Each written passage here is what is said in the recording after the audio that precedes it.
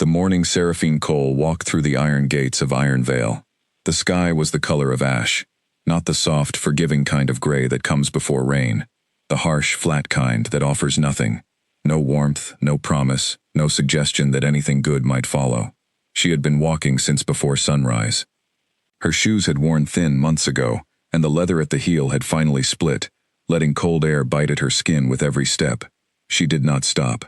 She had learned, somewhere in the past year, that stopping made things worse. Stopping meant thinking. Thinking meant feeling. And feeling was a luxury she could not afford anymore. The gates of Iron Vale were tall and made of dark iron, twisted into shapes that looked, from a distance, like wolves mid-leap. Up close, they looked less like wolves and more like warnings. 2 guards flanked the entrance, both broad-shouldered men with the kind of stillness that only came from years of training. One of them looked her over with the particular expression that people reserved for things they expected to be a problem. She told them her name. She told them she had been sent, that the Council of the Lower Territories had arranged basic labor placement for displaced persons, and that her name was on a list somewhere. The guard checked. He checked twice, then he stepped aside without a word, and she walked through.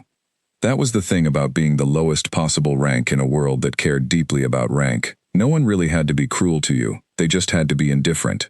And indifference, Seraphine had learned, was its own kind of weight. Iron Vale was not like the territory she had come from.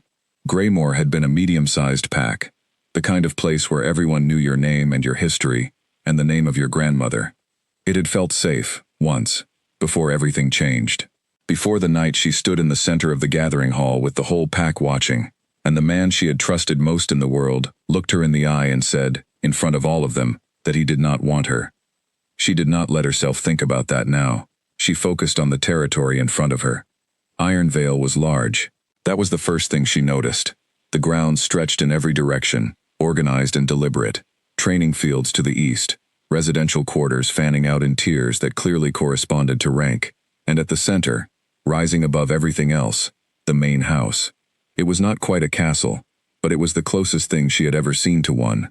Stone walls, high windows, and a kind of quiet authority that seemed to radiate outward like heat from stone, left too long in the sun. The housekeeper who met her was a narrow woman named Dorothy, who moved with the efficiency of someone who had been managing chaos for so long that she had simply stopped noticing it. She handed Seraphine a set of folded gray clothes, told her that meals were at 6 and 12 and 6, showed her the room she would sleep in, a small space off the main utility corridor that smelled of linen soap and old wood, and then paused at the door. "Keep your head down," Dorothy said. It was not unkind, it was just true. "This is not a forgiving place for people who cause trouble." "I don't cause trouble," Seraphine said. Dorothy looked at her for a moment with something that might have been the beginning of sympathy. Then she left. Seraphine set her bag on the narrow bed, sat down beside it, and stared at the wall. The wall was plain and clean. It had no opinion about her. She appreciated that. She started work the next morning, before anyone else was up. Linens needed sorting. Supply rooms needed organizing. The East Wing floor needed to be cleaned before the household staff began their day. She was good at quiet work.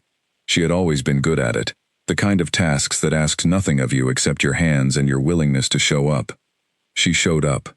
She always showed up. In the first week, she learned the general shape of Iron Vale through the work itself. She learned which corridors were used most in the mornings, which rooms went cold fastest, which supply shelves were always low, because whoever was supposed to order more always forgot. She learned that the head of training, a broad red-haired man named Gerald, was loud and confident, and deeply afraid of being wrong. She learned that the kitchen staff had a quiet loyalty to one another that expressed itself in small ways: an extra roll set aside, a cup of something warm left at a workstation without comment. She learned about ash in pieces, the way you learn about weather before a storm.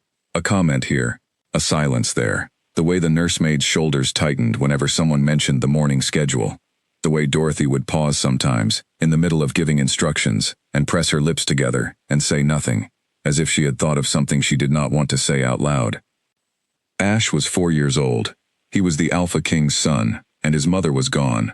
Seraphine gathered that from the way no one ever mentioned her, which was a very specific kind of absence. He was, by all accounts, a child in pain. His alpha energy, The particular force that ran through the bloodline of dominant wolves had come in early and strong, stronger than anyone had expected in a child that young, and it had no direction. It moved through him like electricity through a wire that was too small for the current. He lashed out. He cried without knowing why. He went days without sleeping, and then collapsed into a sleep so deep that the nursemaids would check on him every hour out of fear. No one knew how to help him. Trained caregivers had tried. Pack elders had offered suggestions. The Alpha King had apparently brought in 3 different specialists, each of whom had left after less than a week, each with a different explanation for why their approach had not worked. Seraphine listened to all of this the way she listened to most things, quietly, without offering her opinion. It was not her business. She was there to fold linens and scrub floors and stay out of the way. She first saw Ash on a Thursday morning, 10 days into her time at Ironvale. She was crossing the south corridor with a basket of clean towels when she heard him before she saw him. A sound she could not immediately identify, low and vibrating, somewhere between a cry and something older. She paused at the corridor's edge. The east courtyard opened up beyond the archway. It was a wide space, paved in flat stone, with a single large tree near the far wall whose branches were just beginning to bud. Ash was in the center of it. He was small enough that the open space of the courtyard seemed to make him smaller, the way a single bird looks almost impossibly tiny in the middle of a sky. He was wearing a dark blue coat that was slightly too big for him, the sleeves pushed back from his wrists in a way that suggested he had done it himself. He was not crying. He was standing very still, and the sound coming from him was the sound of an energy that had nowhere to go. His hands were clenched at his sides. His jaw was tight. Around him, at a careful distance, stood 2 nursemaids and one of the junior household guards, all of them maintaining the specific posture of people who were trying to look calm, while actually being quite frightened. Seraphine stood in the archway and watched. One of the nursemaids took a careful step toward him, arms slightly out, voice pitched at the gentle, steady tone you use with frightened animals. Ash turned toward her and the sound that came out of him sharpened, not a growl exactly, but something in that direction, something that carried a warning frequency, that made the hair on Seraphine's arms stand up even from across the courtyard. The nursemaid stopped, took a step back. The guard moved his hand toward his radio, not to call for help, just to have something to hold. And Ash stood in the middle of it all, 4 years old and trapped in something he had no words for, shaking with an energy that was too big for his body, and had no door to walk out of. Seraphine watched him for a long moment. She noticed the way he kept his eyes moving, not looking at anyone for too long, not settling, like he was tracking something, like he was trying to find a way out but could not identify what he was trying to escape. She noticed the way his breathing was too fast, too shallow. She noticed the set of his small shoulders, locked tight, the way you hold yourself when you are expecting impact. She had felt that before. She knew that shape from the inside. She did not cross the courtyard. That was not her place. She was a utility worker with no rank and no business in the personal affairs of the Alpha King's household beyond the specific tasks she had been assigned. She understood that clearly. But she stood in the archway for a moment longer than she needed to, and she looked at the small boy in the center of the courtyard, and she felt something. Not pity, exactly. Pity required a sense of distance, a sense of standing above the thing you pitied. What Seraphine felt was more like recognition. The specific recognition of someone who has stood in the middle of a situation too large for them, surrounded by people who meant well and could not reach her. She picked up her basket and kept walking. That evening, she lay on the narrow bed in her small room and stared at the ceiling. The night sounds of Ironvale settled around her, the distant voice of someone in the residential wing, the soft movement of the trees beyond her small window, the occasional sound of footsteps in the corridor outside. She thought about the boy in the courtyard. She thought about what it meant to be 4 years old and carrying something that big. She thought about how a child that young did not have the language for what was happening inside him. She thought about how frightening it must be to feel that kind of energy moving through you, with no explanation and no way out. She thought about what she had looked like, a year ago, standing in the center of a gathering hall, with everyone watching. She had been 23. She had had language and history, and 18 years of knowing who she was, and even she had not been able to find a way out of that room fast enough. She turned onto her side and closed her eyes. She did not make any decisions that night. She did not form any intentions. She simply went to sleep, and she let the day end, and she told herself, the way she always did, that tomorrow was a new morning, and that the only thing required of her was to show up. She showed up. The next 2 weeks passed in the same rhythm. She worked early and worked late. She kept her head down. She learned the household. She did not cause trouble. On 3 separate occasions she crossed paths with Ash in the general way of the household, once in a corridor, once near the kitchen entrance, once at the far edge of the south garden where she was pulling dead growth from the hedges, and he was sitting on a stone bench with one of his nursemaids, not speaking, not doing anything, just sitting with the specific exhaustion of a child who has been fighting something all day and has temporarily run out of fight. Each time she noticed him. Each time she kept moving.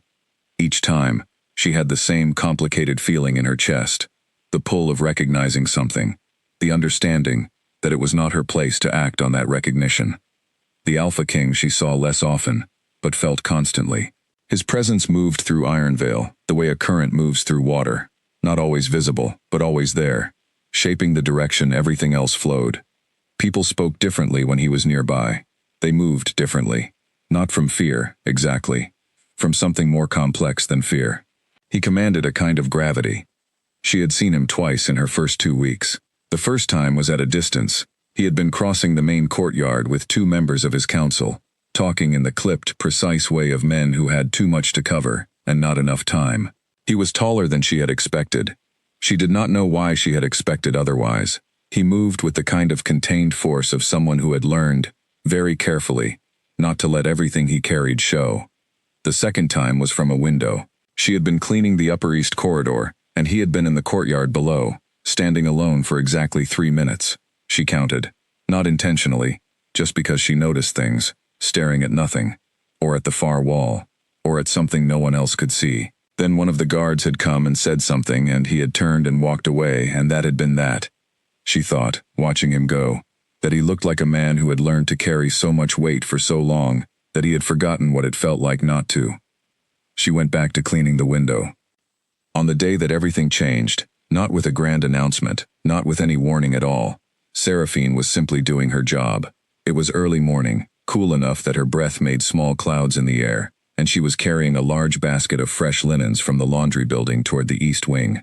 The path she usually took was blocked because someone was repairing a section of the paving, so she went around, through the side passage that opened onto the east courtyard. She was not supposed to be there. Not forbidden exactly, but it was not her assigned path.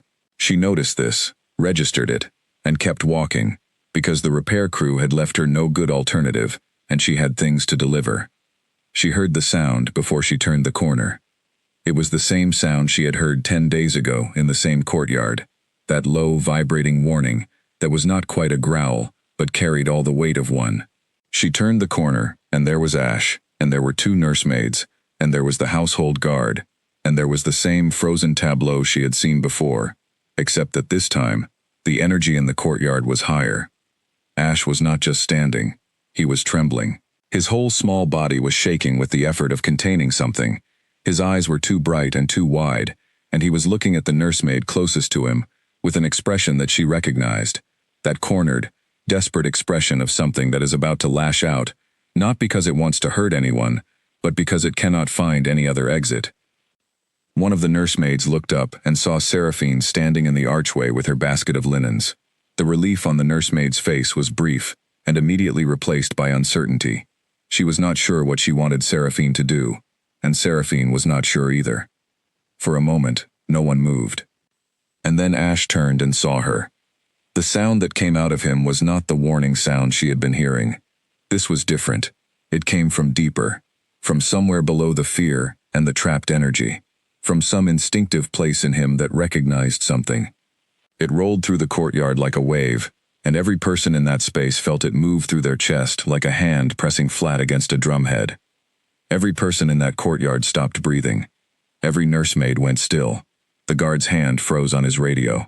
Even the birds in the courtyard tree, which had been making the small domestic sounds of early morning, went silent. Seraphine set down the basket. It was a simple thing. She bent her knees and set it on the ground, gently, so the linens inside would not shift too much. Then she lowered herself to one knee, not quickly, not with any drama. She moved the way you move, when you want to tell someone with your whole body that you are not a threat. Slow, deliberate, calm. She did not bow her head. She kept her eyes on him, level and quiet. She waited. The courtyard did not move. No one breathed. The guard's hand was still frozen on the radio. The nursemaids had both gone so still that they might have been part of the stone around them. And Seraphine knelt in the pale morning light, with her empty hands visible, and her heart beating steady and slow.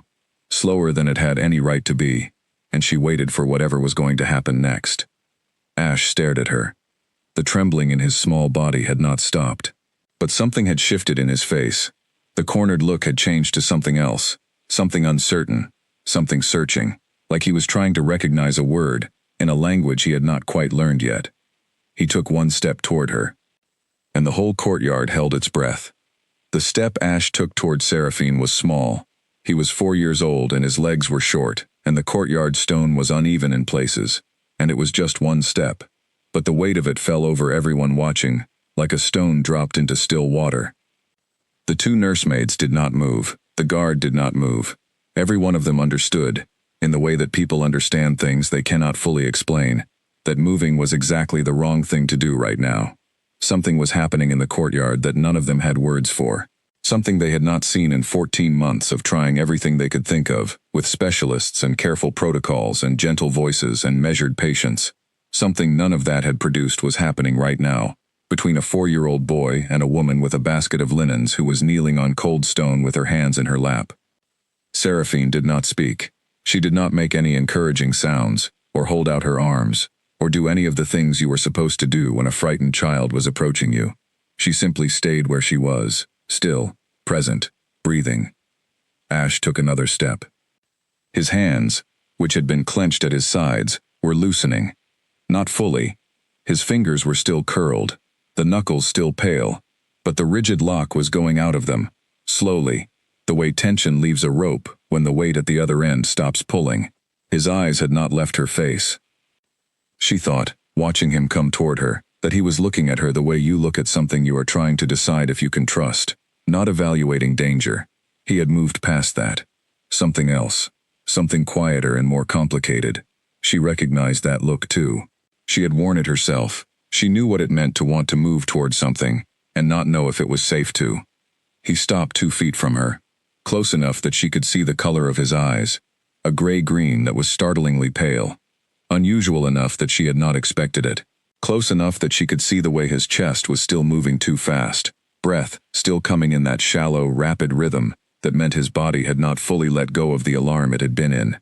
He looked at her for a long moment. Then he made a sound that was so different from the ones that had come before it, that the nursemaid closest to the wall actually pressed her hand to her mouth. It was soft, not quite a word, not quite anything nameable, but it was not a warning, and it was not a challenge. It was something much younger than either of those things. He walked the last 2 feet and pressed his face against Seraphine's shoulder. She felt the full weight of him lean into her. Not quite a collapse, not quite an embrace, but something in between. The heat of him, the quick, shallow breath slowing as the seconds passed, the small fists that had been clenched for 14 months pressing flat against her arm. She lifted one hand and placed it very gently on his back. She did not hold him. She just let him feel that her hand was there, steady, unmoving. The sound he had been making, that low, vibrating thing that had been scattering everyone away from him for over a year, stopped. The courtyard went completely silent. And then Ash, the Alpha King's son, the child who had not slept through a single night in 14 months, who had driven away 3 specialists and exhausted every caregiver in Ironvale, went to sleep. Standing up, face pressed against the shoulder of a woman he had never met, in the middle of a cold stone courtyard, with the pale morning light coming in over the eastern wall. He did not sink or fall, he simply went still. The trembling stopped, the breathing deepened, and he was asleep before anyone in the courtyard had time to think about what they were watching. Seraphine looked at the sleeping boy pressed against her. Then she looked at the 2 nursemaids and the guard, all of whom were staring at her with expressions she could not fully read, a mixture of relief and shock and something that was very close to awe, though that word felt too large for a cold morning in a service courtyard. She shifted carefully, getting one arm under him in a way that would hold his weight, then rose from her knees slowly enough that the movement did not disturb him. He was heavier than she expected, in the solid, dense way of small children, all the weight in the world packed into a surprisingly small space. She adjusted her hold and looked at the nearest nursemaid. "Which room?" she said quietly. The nursemaid blinked, then she moved. Seraphine carried Ash through the East Wing corridor, with the nursemaid leading ahead, and the other two members of the household falling in behind, all of them moving in the careful, soundless way of people trying not to wake something precious. His room was on the second floor, larger than she expected, though she did not know why she was surprised, and warmer than the rest of the house, with a window that let in the morning light in a way that suggested someone had thought carefully about where it faced. She laid him down. The nursemaid came forward to cover him, and Seraphine stepped back, away from the bed, and stood at a distance that felt appropriate. She watched the nursemaid tuck the blanket. She watched Ash's face in sleep, the tension completely gone, the pale eyelashes still against his cheek, his mouth slightly open in the unself-conscious way of children, who have no reason to pretend anything in sleep. She stayed for exactly as long as it took to be certain he was fully settled. Then she walked out. She went back to the courtyard. She picked up her basket of linens. She walked to the East Wing and delivered them. Then she went to find Dorothy and ask if there was anything else that needed doing before the midday meal. Dorothy stared at her for a moment when she appeared. "You're not going to tell me what happened?" Dorothy said. "Nothing happened," Seraphine said. "The boy needed to sleep. He slept." Dorothy pressed her lips together. "People are going to talk." "People talk," Seraphine said. "What needs doing before midday?" People did talk. By the afternoon meal, the courtyard story had traveled through every wing of Ironvale in the way that stories travel through closed communities, fast and with additions.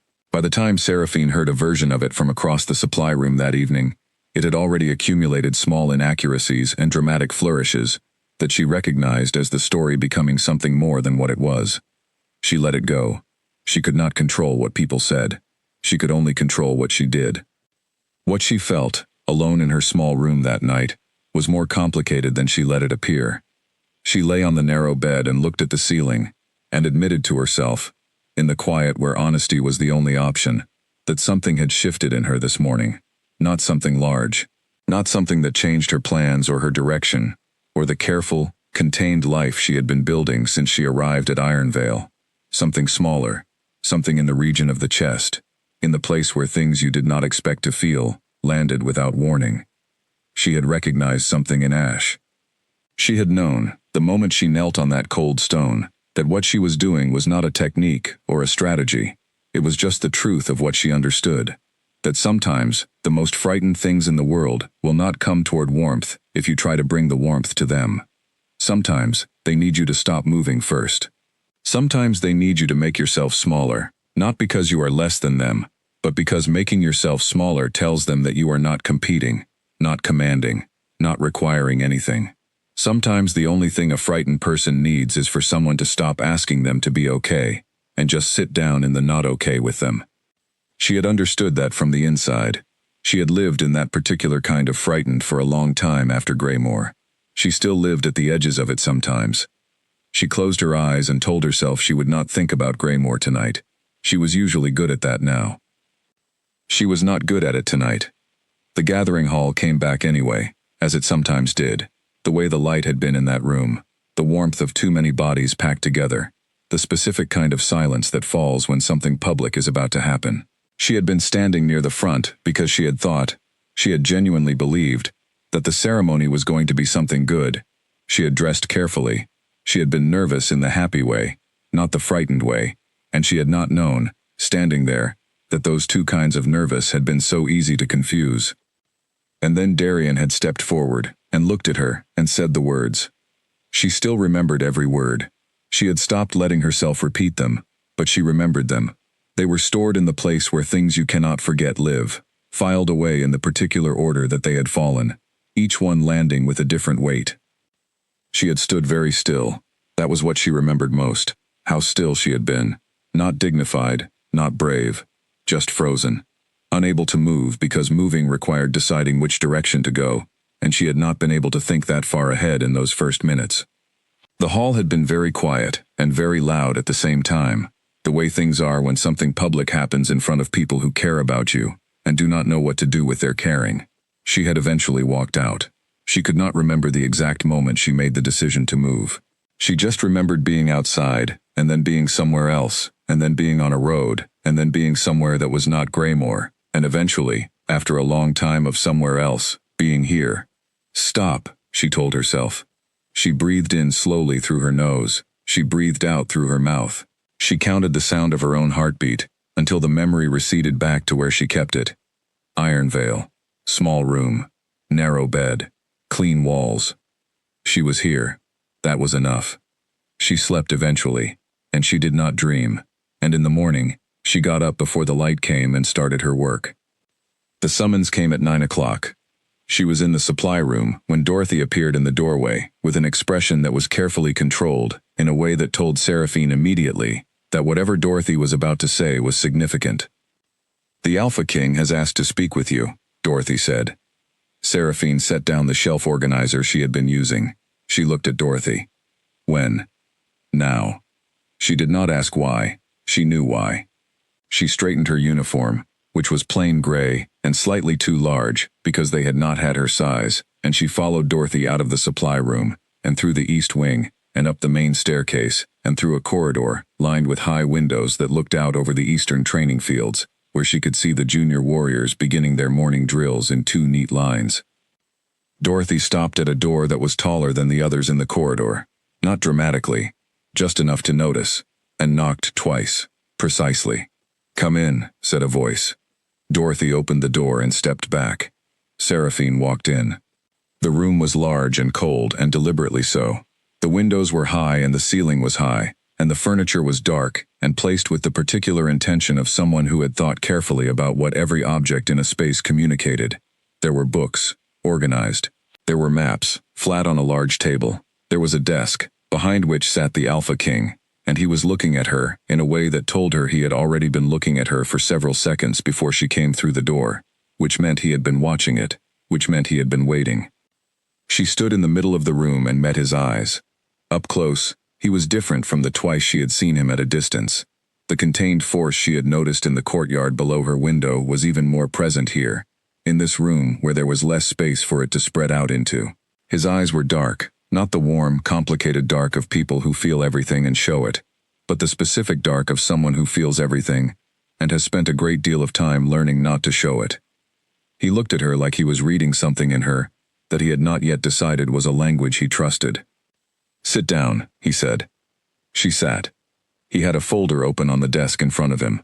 She could see from where she was sitting that it was thin, not much in it. There was not much to put in a file about someone who had lost everything and started over.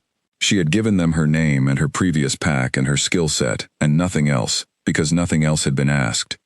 He looked at the folder, then he looked at her. "What did you do this morning?" he said.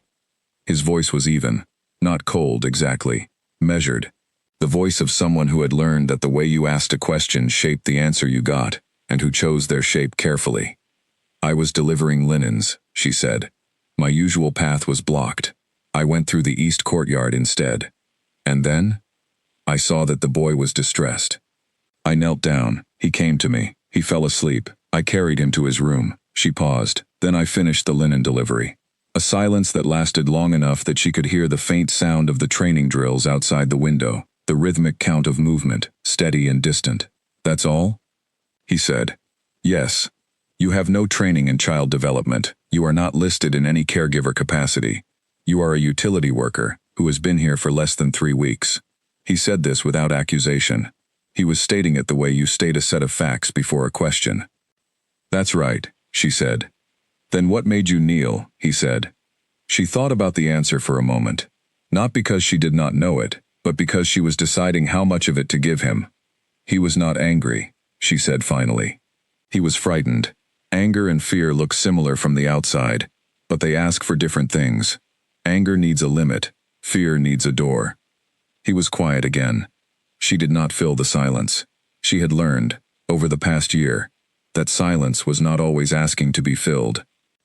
He closed the folder. He looked at her with that same measured expression, and she noticed. She was very good at noticing. It was the thing that had kept her functional when everything else fell apart. That something in his face had shifted very slightly, not softened, not opened, just shifted. "You are being reassigned," he said. "Effective today, you will serve as a companion to my son. Not a caregiver, not a guardian, a companion. The distinction matters. You are not responsible for his training or his well-being in any official capacity. You are simply present." She nodded once. "This is temporary," he added. "When the boy no longer needs the arrangement, you will return to your prior station. You are not to form attachments that would complicate that." She looked at him for a moment. "I understand," she said. "Good." He opened a new file on the desk, which was his way of indicating that the conversation was over. She stood. She walked to the door. She opened it. "Cole," he said. She turned. He was not looking at her. He was looking at the file on his desk. "He has not slept through a morning in 14 months, he said. "Whatever you did, do not stop doing it." She left without answering. She did not know what to say to that, and she had learned that when you do not know what to say, saying nothing is usually the most honest option. She walked back through the high corridor with its high windows. Below, the training drills continued in their steady, rhythmic lines. She walked without hurrying. She turned the thing over in her mind. The reassignment, the conditions, the word temporary that he had said with such deliberate weight. She knew what he meant by it. She had no illusions about what her position was. She was still the lowest rank in a hierarchy that cared very much about rank. She was still the woman with the thin file and the split shoes and the specific history that certain people would always know and use. But she was also the person who had knelt on cold stone in a courtyard this morning and watched a frightened boy decide, against all his instincts, to take a step toward her. She thought of that step, how small it had been, how much weight it had carried. She found Ash in his room with the nursemaid, awake now, sitting on the floor with a set of wooden blocks that he was not playing with so much as regarding with suspicion. He looked up when she came in. He did not make any sound. He looked at her for a long moment with those pale gray-green eyes. Then he picked up one of the wooden blocks and held it out toward her. An offering, or a question. She walked across the room and sat down on the floor beside him. She picked up a block and set it next to his. They sat together in the morning light, and they did not speak, and the nursemaid stood quietly near the door with the expression of someone watching something they were not entirely sure they understood, and outside the window the day was doing what days do, moving forward, carrying everything along with it, indifferent to who was ready and who was not. The first full week of the new arrangement taught Seraphine 3 things about Ash that no one else seemed to have noticed. The first was that he was not, in any fundamental way, difficult. He was overwhelmed. Those were not the same thing. But everyone around him had been treating them as if they were, and that misread had been making everything worse. A difficult child pushes against the world because the world is in the way of what the child wants. An overwhelmed child pushes against the world because the world is too loud and too much, and the child cannot find the edge of themselves inside all the noise. Ash was overwhelmed. He had been overwhelmed for so long that it had started to look, from the outside, like something was wrong with his character. Nothing was wrong with his character. The second thing she noticed was that he communicated constantly, and clearly, to anyone who knew how to listen. He had words, not many, not organized, but present, and when words failed him he had expressions, and sounds, and the specific ways he placed his body in a room. He was always telling the people around him exactly what he needed. They just had not learned his language yet. The third thing she noticed was that he was, underneath all of it, a funny child. He had a sense of humor that appeared suddenly and vanished just as fast. A tilt of his head at something absurd. A small sound that was almost definitely a laugh quickly swallowed back. The way he looked at the nursemaid Dorothy had assigned as backup support, when the nursemaid said something particularly unhelpful, with the steady, calm gaze of someone making a private assessment they had decided not to share. She liked him. She had not expected to. Not this quickly. Not this thoroughly. She had come into the arrangement as a practical matter. She had been reassigned, and she would do the work of the reassignment as well as she did any work. She had not expected to find, inside the work, an actual person she would enjoy knowing. She did not say any of this out loud. She filed it away. The nursemaid assigned to assist her was named Clara, a woman in her middle 40s, who had been working with Ash since shortly after his mother's death, and who had, it was clear, developed a deep and genuine love for him that had been quietly breaking her heart for 14 months. She had tried everything. She had read everything she could find. She had stayed up through nights when he could not sleep, and sat with him through morning episodes that left her shaking, and she had never given up. But she was tired, in the way that people get tired, when they have been giving everything, and nothing seems to be working. Clara watched Seraphine with a combination of gratitude and something close to wounded professional pride for the first 3 days. She hovered at the edges of rooms. She offered suggestions that were not quite suggestions. She corrected things that did not need correcting, in a tone that suggested she needed to feel useful. Seraphine did not take any of this personally.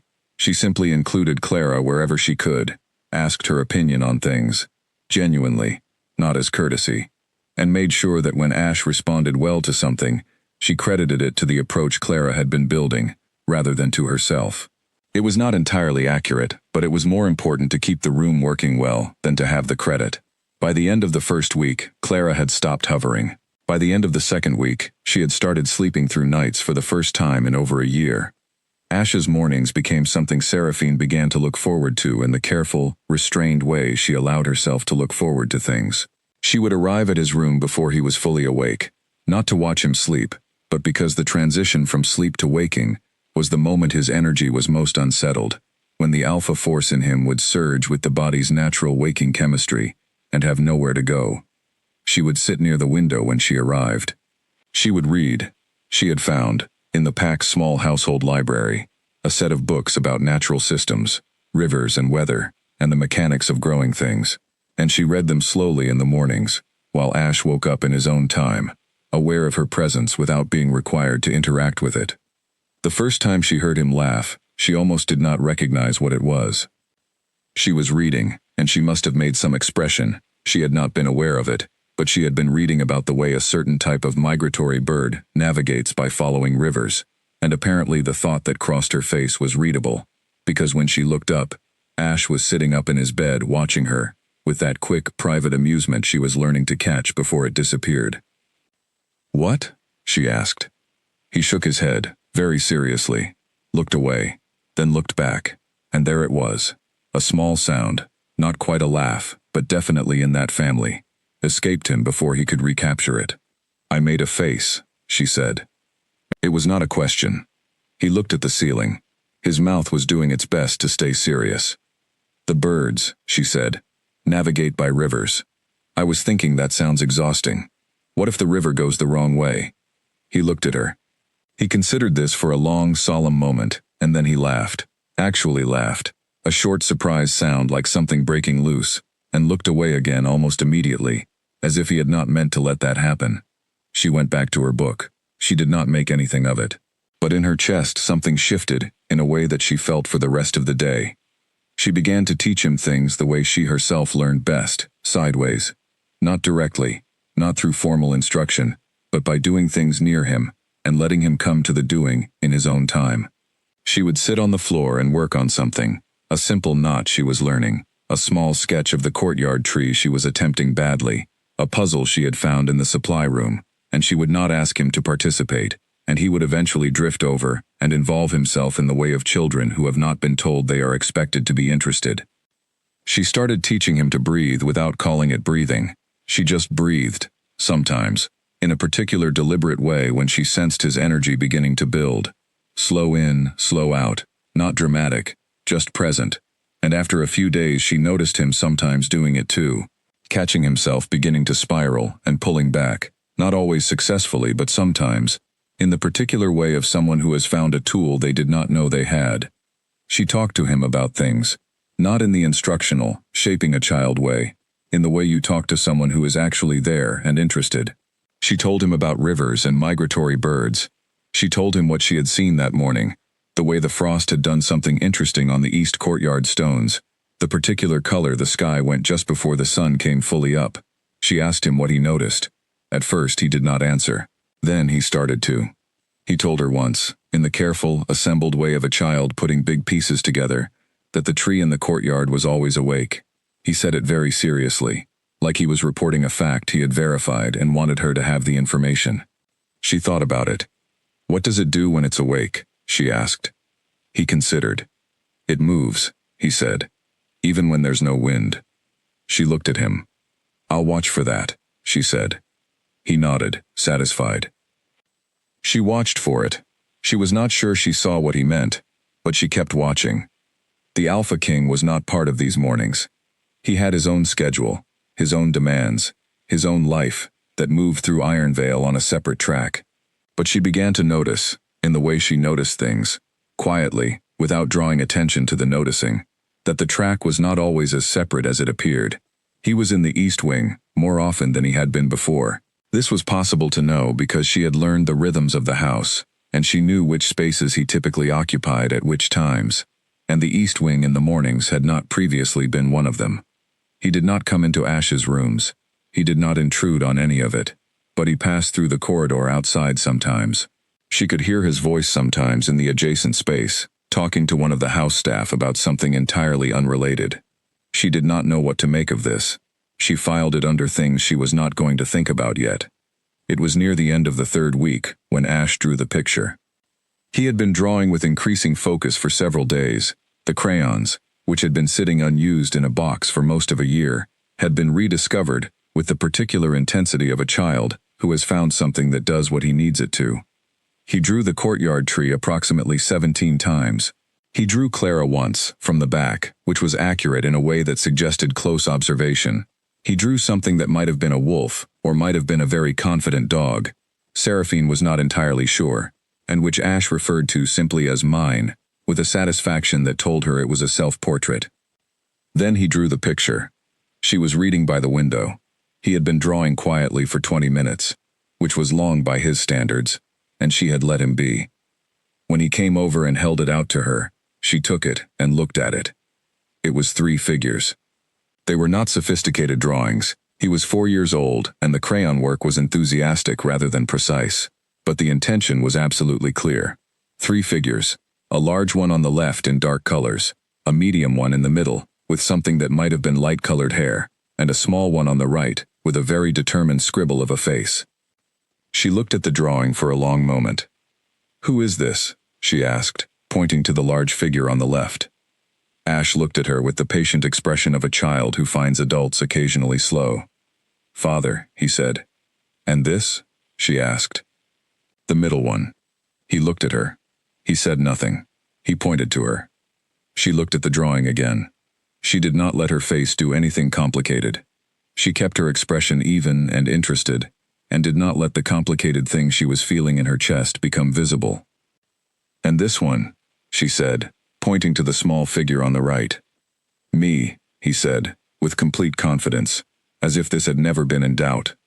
She handed the drawing back to him. "It's very good," she said. "You got the tree right."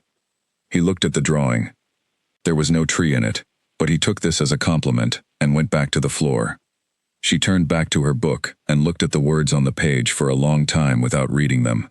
That afternoon, Ash asked to show his father the drawing. This was new. He had not previously asked to seek his father out. Seraphine had understood that the relationship between them was not uncomplicated, that Ash's energy episodes created a particular kind of tension around the Alpha King that Kaylin had been managing, unsuccessfully, the way most powerful people manage things they cannot control, by increasing the force of the effort, which in this case was exactly the wrong approach. Ash could feel the effort. It made him more distressed, not less. They were caught in a loop that neither of them had chosen, and neither of them knew how to exit. She considered it for a moment. Then she said yes. She let Ash lead. He took the drawing in both hands with a seriousness that was almost ceremonial, and walked down the main corridor with the specific purposeful energy of someone on an important mission. She followed at a small distance. Clara followed behind her. The Alpha King's study door was closed. Ash stopped in front of it and looked at it. He had not come here on his own initiative before. She could see him recalibrating, the energy in him beginning to pull back toward the uncertain defensive state that her whole time with him had been spent slowly widening the distance from. She stepped up beside him, not to open the door for him, just to be at the same level. He looked at her. She nodded once. He knocked, twice, with his small fist. A pause. Then, "Come in." Ash opened the door. He walked in with both hands wrapped around the drawing, and his eyes fixed on the desk where his father sat with the particular stillness of someone who has schooled himself very carefully not to react to things until he understands them.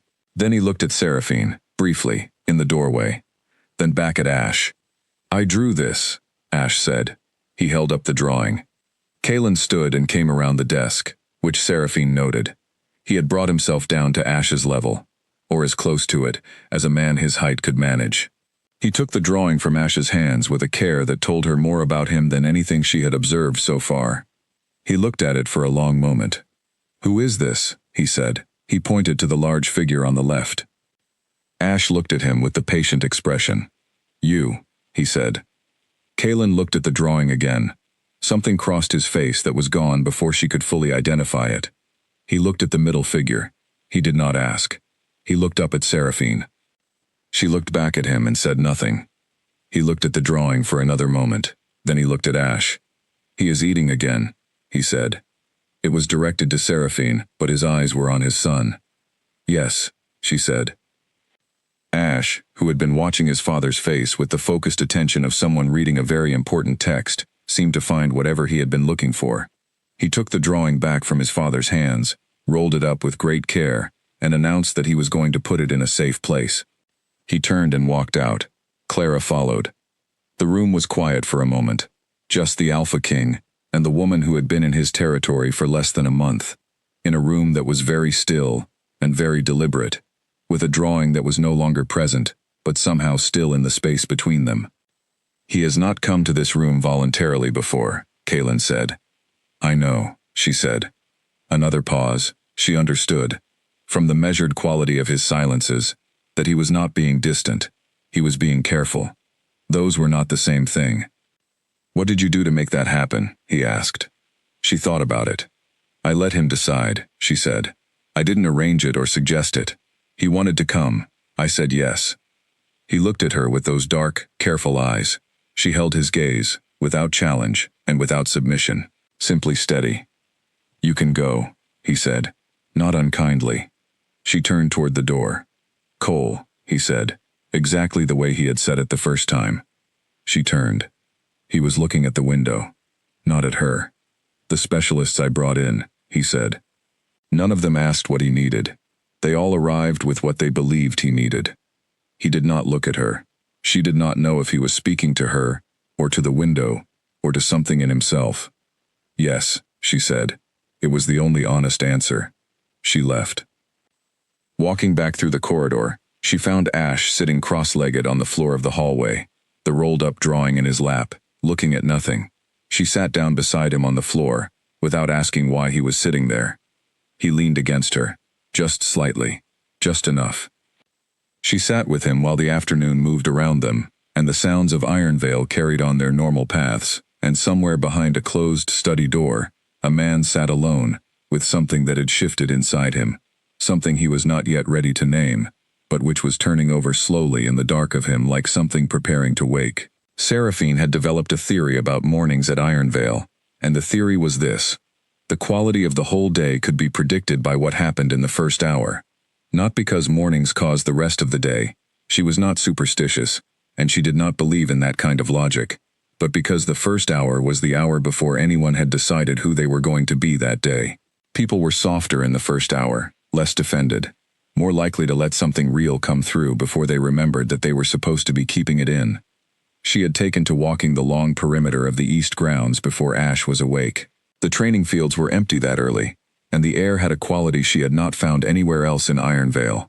Cold and clean and very quiet, with the particular quality of quiet that exists in the space between one day ending and the next one deciding to arrive. She walked the perimeter slowly, not as exercise but as the closest thing to prayer she had managed to find for herself. She thought about her work during these walks. She thought about what she had observed, what was changing, what needed attention. She was building something with Ash. She could feel the shape of it, forming the way you feel a structure taking on weight and form, when the pieces begin fitting together. It was not yet solid. It could still break if the wrong thing happened, if the wrong pressure came from the wrong direction. But it was real. It existed. 4 weeks ago it had not existed at all. She thought about Kalen Draven on these walks. She tried not to. But thinking was not always something she could direct, and so she filed the thinking under honest self-assessment and let it happen. She thought about the way he had taken the drawing from Ash's hands. Carefully, that was the word, but not the meaning. The meaning was something larger. He was a man who had enormous power in his hands, and who had received a child's crayon drawing, as if it were something precious, because to him it was, and he knew enough about what mattered to treat it accordingly. She thought about that. She thought about the way he looked at her. Not with warmth, not yet. Perhaps not ever. She was not in the habit of expecting warmth from people who had no reason to extend it. But with attention. He watched her the way people watch things they are trying to understand. She had the particular experience of being looked at with this kind of attention, from a person whose attention it seemed unlikely she should have.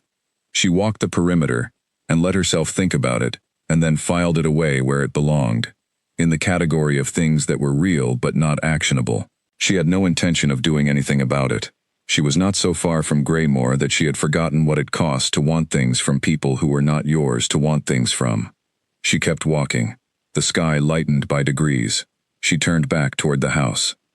The day that the Graymore delegation arrived was a day that began like any other and did not announce itself as anything different. The sky was the same as it always was in that season, gray and layered, with light coming through it in sheets rather than beams. Seraphine was in the herb garden behind the east wing, helping Ash observe a very interesting development in one of the moss patches. He had been tracking a specific patch for a week and believed it was growing, and on this point, he was correct, which she found genuinely satisfying, when the sound of arriving vehicles reached them from the main entrance. She noticed the sound. She noted it and let it pass, the way you let most things pass when they are not your concern. Ash noticed it too. He looked up from the moss patch with the particular alertness of a child who has learned that arrivals often preceded disruption. "It's all right," she said. "The moss is more interesting." He looked at her for a moment, evaluating this. Then he looked back at the moss. She knew they had visitors. She did not know who they were until mid-afternoon, when Clara came to relieve her during Ash's rest period, and mentioned, with the careful casualness of someone delivering information they were uncertain how Seraphine would receive it, that the visiting party was from Graymore. Seraphine kept her expression even. "Is it a standard delegation?" she said. Clara looked at her hands. "I believe so," she said, "though I understand the lead delegate is someone you may know." Seraphine nodded once. "Thank you for telling me," she said. She went to the small room off the utility corridor and sat on the edge of her narrow bed and was very still for a few minutes. She did what she had learned to do. She let herself feel the thing fully, without moving away from it and without staying too long. She felt the particular cold that came with the thought of Darien Vale being in the same territory, the specific shape of that cold. Then she filed it. She was not the same person who had stood frozen in a gathering hall a year ago. She had been surviving since then, and surviving was not a passive act. Every day she had gotten up and done the next necessary thing. She was not the same. That was important to remember. She washed her face. She went back to work. She did not see Darien that afternoon. Iron Vale was large enough that the paths of a visiting delegate and a utility staff-turned-companion did not cross naturally, and she had no reason to seek him out and every reason not to. She carried on. She had dinner with the lower household staff in the east kitchen, which was what she always did. She was aware, during the meal, of a particular quality of attention from some of the people around her, the careful, sideways kind that meant people knew something and were deciding whether and how to say it. She helped with the washing up. She went to her room. She lay on her bed and looked at the ceiling and told herself that tomorrow was a new morning and all that was required of her was to show up. It was not until the following afternoon that she saw him. She was crossing the main courtyard with a message she had been asked to deliver to the South residents. A small administrative note, nothing significant, when she heard her name. She knew whose voice it was before she turned. She had been hearing that voice in her memory for a year, and memory does accurate work. Darien Vale looked exactly the same. That was the first thing she noticed, and it was somehow the most disturbing thing about seeing him. A year had passed. A year in which everything she had known had been dismantled, and she had had to build herself a new shape, and he looked exactly the same. Well-dressed, carefully groomed, easy in his body the way people are easy in their bodies when they have never had a real reason to be uncomfortable in the world. He was smiling. It was a smile she recognized, the one that occupied the space between charm and calculation, the one that had convinced her, for 18 months, that he was someone worth trusting. "Seraphine," he said, as if they had simply run into each other somewhere pleasant. As if there was no history between them that would make this strange. She stopped walking. "Darian," she said. "I didn't expect to find you here," he said. He said it in the conversational, bemused tone of someone who has found this mildly interesting. Not apologetic, not anything, just interested. She understood, in the specific clarity that comes from having had a year to think about something, that she had spent a long time waiting for him to say something that acknowledged what he had done. Something with weight to it, something that showed he understood the size of what his choice had meant for her life. Standing in the courtyard of Ironvale with the cold afternoon light coming in from the west, she understood clearly that no such thing was coming. Not today and not ever. He was a man who had made a choice about her life and had not found, in all the time since, a reason to reconsider whether it had been the right choice. People like that did not find that reason. She looked at him. "I work here," she said. It was true, and it was everything she intended to give him. His smile shifted, just slightly, just enough that she caught it. He had expected something else. He had expected, possibly, tears or anger, or the specific kind of desperate dignity that people have when they are performing their own recovery for an audience. He had not expected to be given nothing. "Of course," he said, "it's good to see you doing well." She did not say it was good to see him. "I have a delivery to make," she said. She walked away. She delivered the note. She returned to her duties. She carried out the rest of the afternoon with the steady efficiency she brought to everything. What she did not see was Kalen Draven in the upper corridor window as she crossed the courtyard. She did not see the way he watched the exchange from above. She did not see the way his jaw set when he saw Darian Vale approach her, or the way his eyes stayed on her face through the whole of it, reading whatever was readable from that distance. She did not see any of this. She went back to work. That evening, the House staff heard that the Greymore delegation's planned 3-day visit had been shortened. No official reason was given. The news came through the administrative channels in the quiet way of decisions that had already been made before anyone thought to announce them. Clara mentioned it the next morning, the same careful way she had mentioned Darian's arrival. "The Greymore party is leaving," Clara said. "Tomorrow, apparently." Seraphine was organizing Ash's bookshelf. He had strong opinions about which books went where, opinions that did not correspond to any organizing principle she could identify, but which he defended vigorously. She kept her hands on the books. "Is that unusual?" she asked. "They were expected to stay 3 days," Clara said. "They've been here 1. Seraphine moved a book from one shelf to another. Ash, watching, shook his head. She moved it back. "These things happen," she said. "Schedules change." Clara was quiet for a moment. Then she said, "I don't think it was about schedules," and left it at that. Seraphine let that sit in the room without picking it up.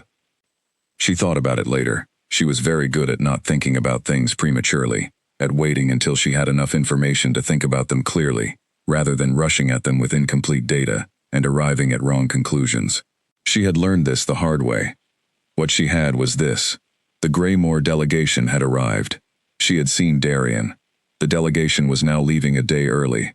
She did not know who had made that decision or why. She did not know if it was related to her at all. She was a utility staff companion to a child. She was the lowest rank in a territory that cared deeply about rank. There was no logical reason for the movements of a visiting delegation to be about her. She held that thought. She found it reasonable.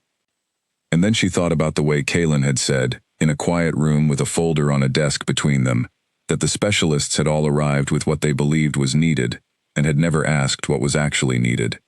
She thought about the particular quality of a mind that observed something like that, filed it, and said it with that specific precision. She thought about a man who had enormous power in a territory he had built, who had learned to hold all of it with a kind of deliberate control that took tremendous effort, and who had still, without being asked, carried a child's crayon drawing as if it mattered. She told herself she was not going to draw conclusions from things she did not have enough information about. She organized the bookshelf according to Ash's unknowable system and did not draw conclusions.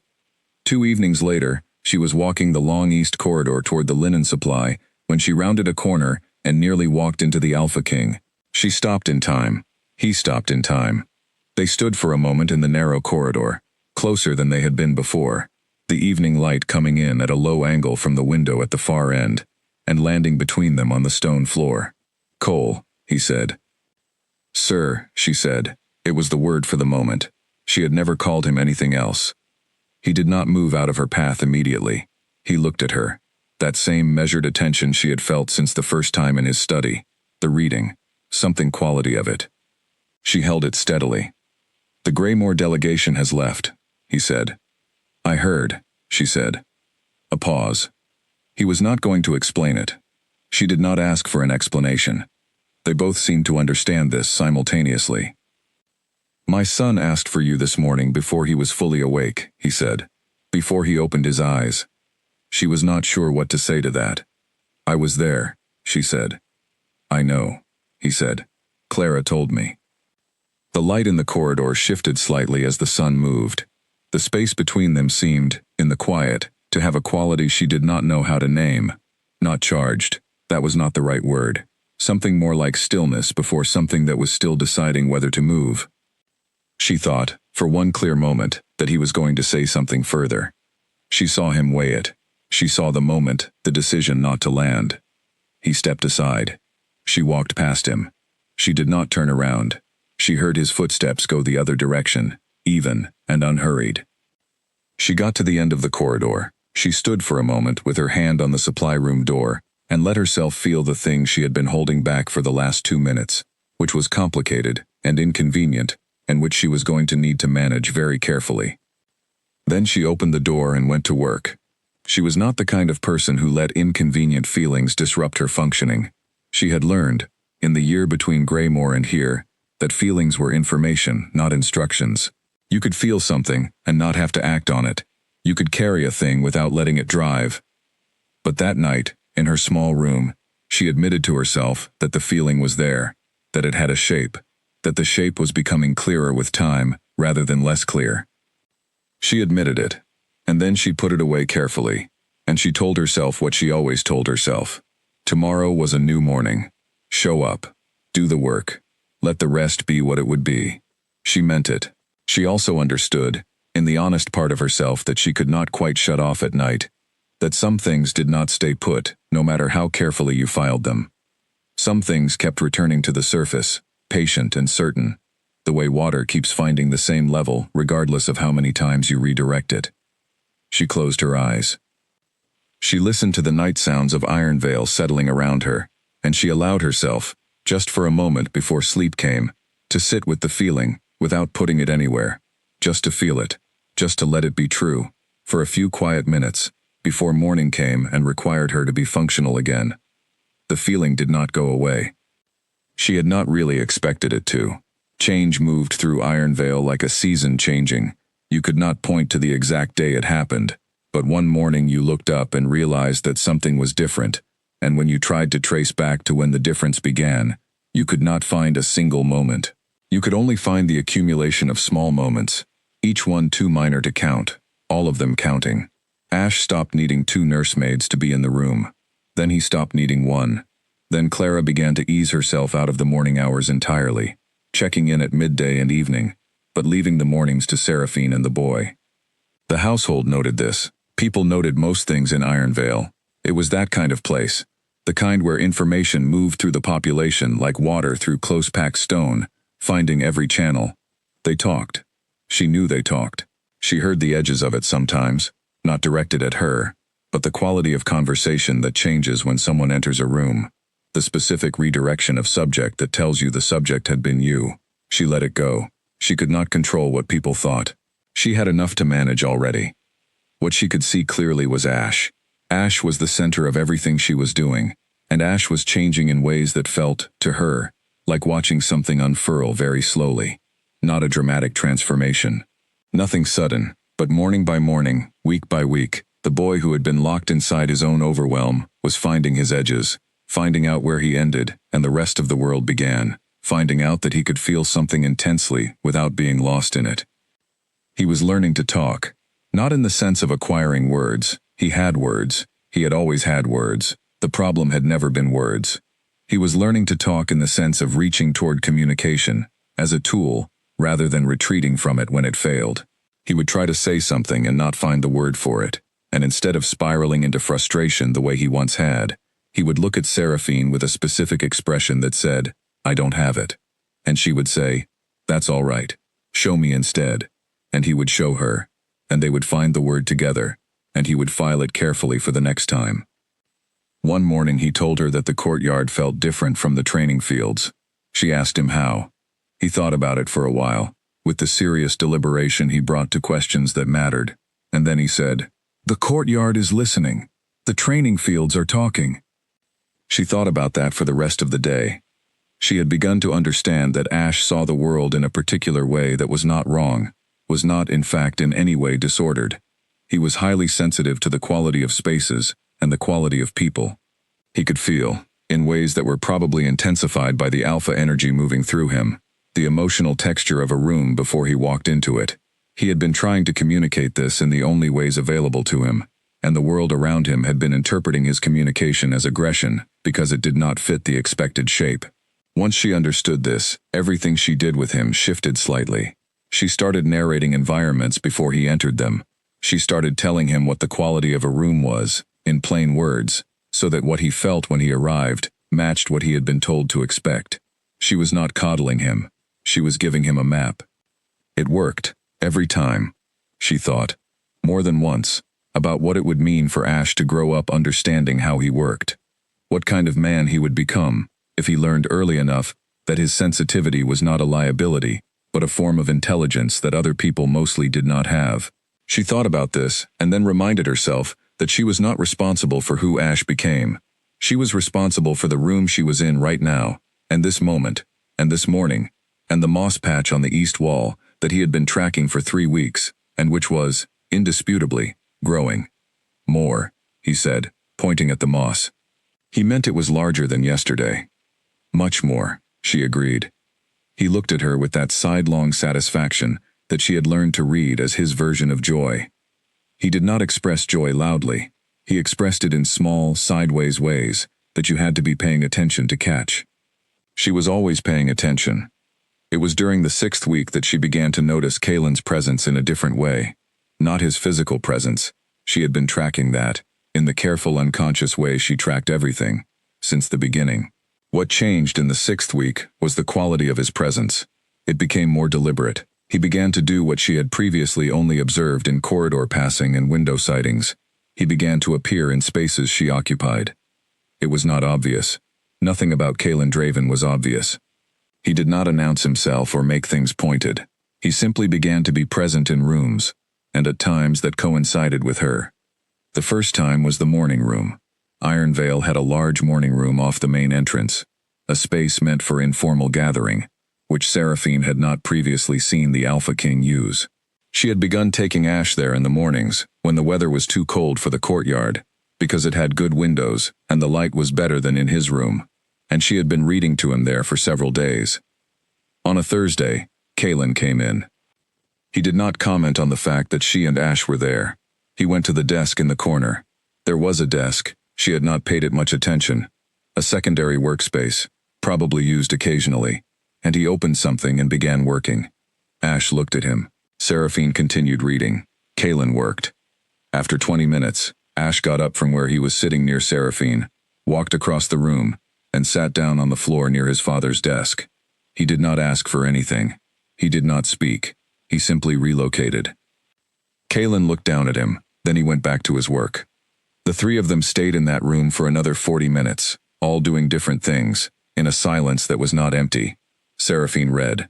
Ash colored something on a piece of paper he had found. Kalen worked. When she gathered Ash's things at the end of it, Kalen looked up. "He's focused," he said.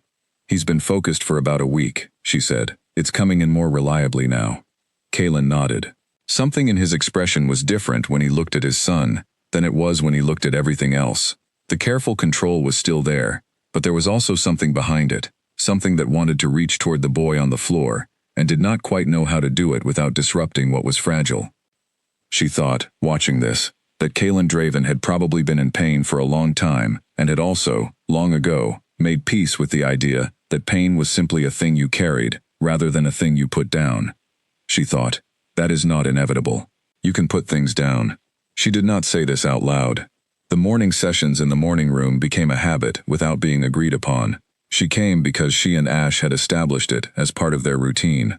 Kaylin came because she did not know exactly why Kaylin came. She was not going to speculate about his reasons, but he came. 3 mornings a week, then 4, then most mornings. He worked. He was not there for her. He was not, she thought, entirely there for Ash, or at least not in a way he had consciously chosen. He was there because something was drawing him in a direction that had not, previously, had a strong pull, and he was a man who moved carefully toward new directions, rather than rushing at them. She watched none of this openly. She was always reading, or working, or focused on Ash. She simply knew what was happening in the room around her. She always did. The morning he spoke to her directly, about something other than Ash, came in the 7th week. Ash had fallen asleep on the rug in the morning room. He did this sometimes, a spontaneous mid-morning nap that she had learned to let happen, because it meant his body was catching up on the sleep debt it had been running for over a year. Seraphine was sitting in the chair near the window reading, and Kaylin was at his desk, and the room was in the particular quiet of 2 adults and a sleeping child. "What are you reading?" Kaylin said. She looked up. He was looking at her, not at the book, at her, waiting. "It's about the formation of river systems," she said. "How rivers decide where to go." A pause. "Rivers don't decide anything," he said. But it was not dismissive. It was interested. The voice of someone who wanted to be given a reason to disagree with himself. "That depends on what you mean by deciding," she said. "They always find the path that takes the least energy. That's a kind of decision." He thought about that. She could see him think about it. The specific quality of his stillness when he was engaging with something, rather than just waiting for it to end. "That sounds like inevitability, not decision," he said. "Maybe the difference is smaller than we think," she said. He was quiet for a moment. Then, very slightly, the line of his mouth changed in a way that was not quite a smile, but was something in the same family, something that happened and was gone, before she had fully registered it. He went back to his work. She went back to her book. On the floor between them, Ash slept with one hand flat on the rug, and his face turned sideways, entirely unconscious of the specific, careful thing that was moving in the morning air above him. The sound of the house settled around them. Outside the window, the courtyard tree was moving, as it always did, in the slight, persistent way that Ash had told her had nothing to do with wind. She thought of that now, what he had said about the tree, that it was always awake, that it moved when there was nothing pushing it. She looked at the words on her page. She was not going to think about what it meant. She was not ready to think about what it meant. She had spent a year making herself careful, and careful was the thing standing between her and a set of feelings that she had been filing very deliberately for weeks, and she needed careful right now. She read about rivers. She listened to Ash breathe. She was aware, without looking, of the man at the desk 15 feet away. The afternoon that something real broke through was not an afternoon she had prepared for, which was how real things usually arrived. She had been with Ash in the courtyard, actual outside time, which was becoming possible now that the morning episodes were less frequent and less intense. He was doing something complicated, involving sticks, and a specific arrangement of stones, that had an internal logic she had stopped trying to understand. She was sitting on the low wall near the courtyard tree, and she was thinking about something practical, something to do with a request she needed to put in for additional art supplies, because Ash had developed very strong opinions about which colors he needed, and the current supply was insufficient. Kaylin came into the courtyard. This was not unusual exactly. He crossed through the courtyard sometimes. She looked up. He was not crossing through. He was standing near the archway, watching Ash arrange his sticks and stones with the focused attention of someone who was not watching casually. She said nothing. She let him watch. After a few minutes, Ash became aware of his father. He looked up, assessed the situation, and then made a decision that Seraphine saw in his face before he acted on it. He walked to where his sticks and stones were, selected one particular stone with the deliberation of someone choosing the right tool, and carried it to his father. He held it up. Kaylin crouched. He took the stone. He looked at it with the same careful attention he gave everything. "What is it for?" he said. Ash pointed to the arrangement. Kaylin looked at the arrangement. Then he looked at Ash. Then, with the controlled hesitation of a man who was not sure this would be welcome, and was doing it anyway, he walked to the arrangement and crouched beside it.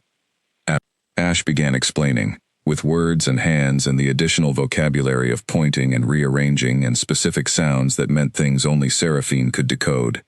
She translated, quietly, from her spot on the wall, not taking over, just providing the bridge. Kaylin listened. He asked one question. She thought it was exactly the right question.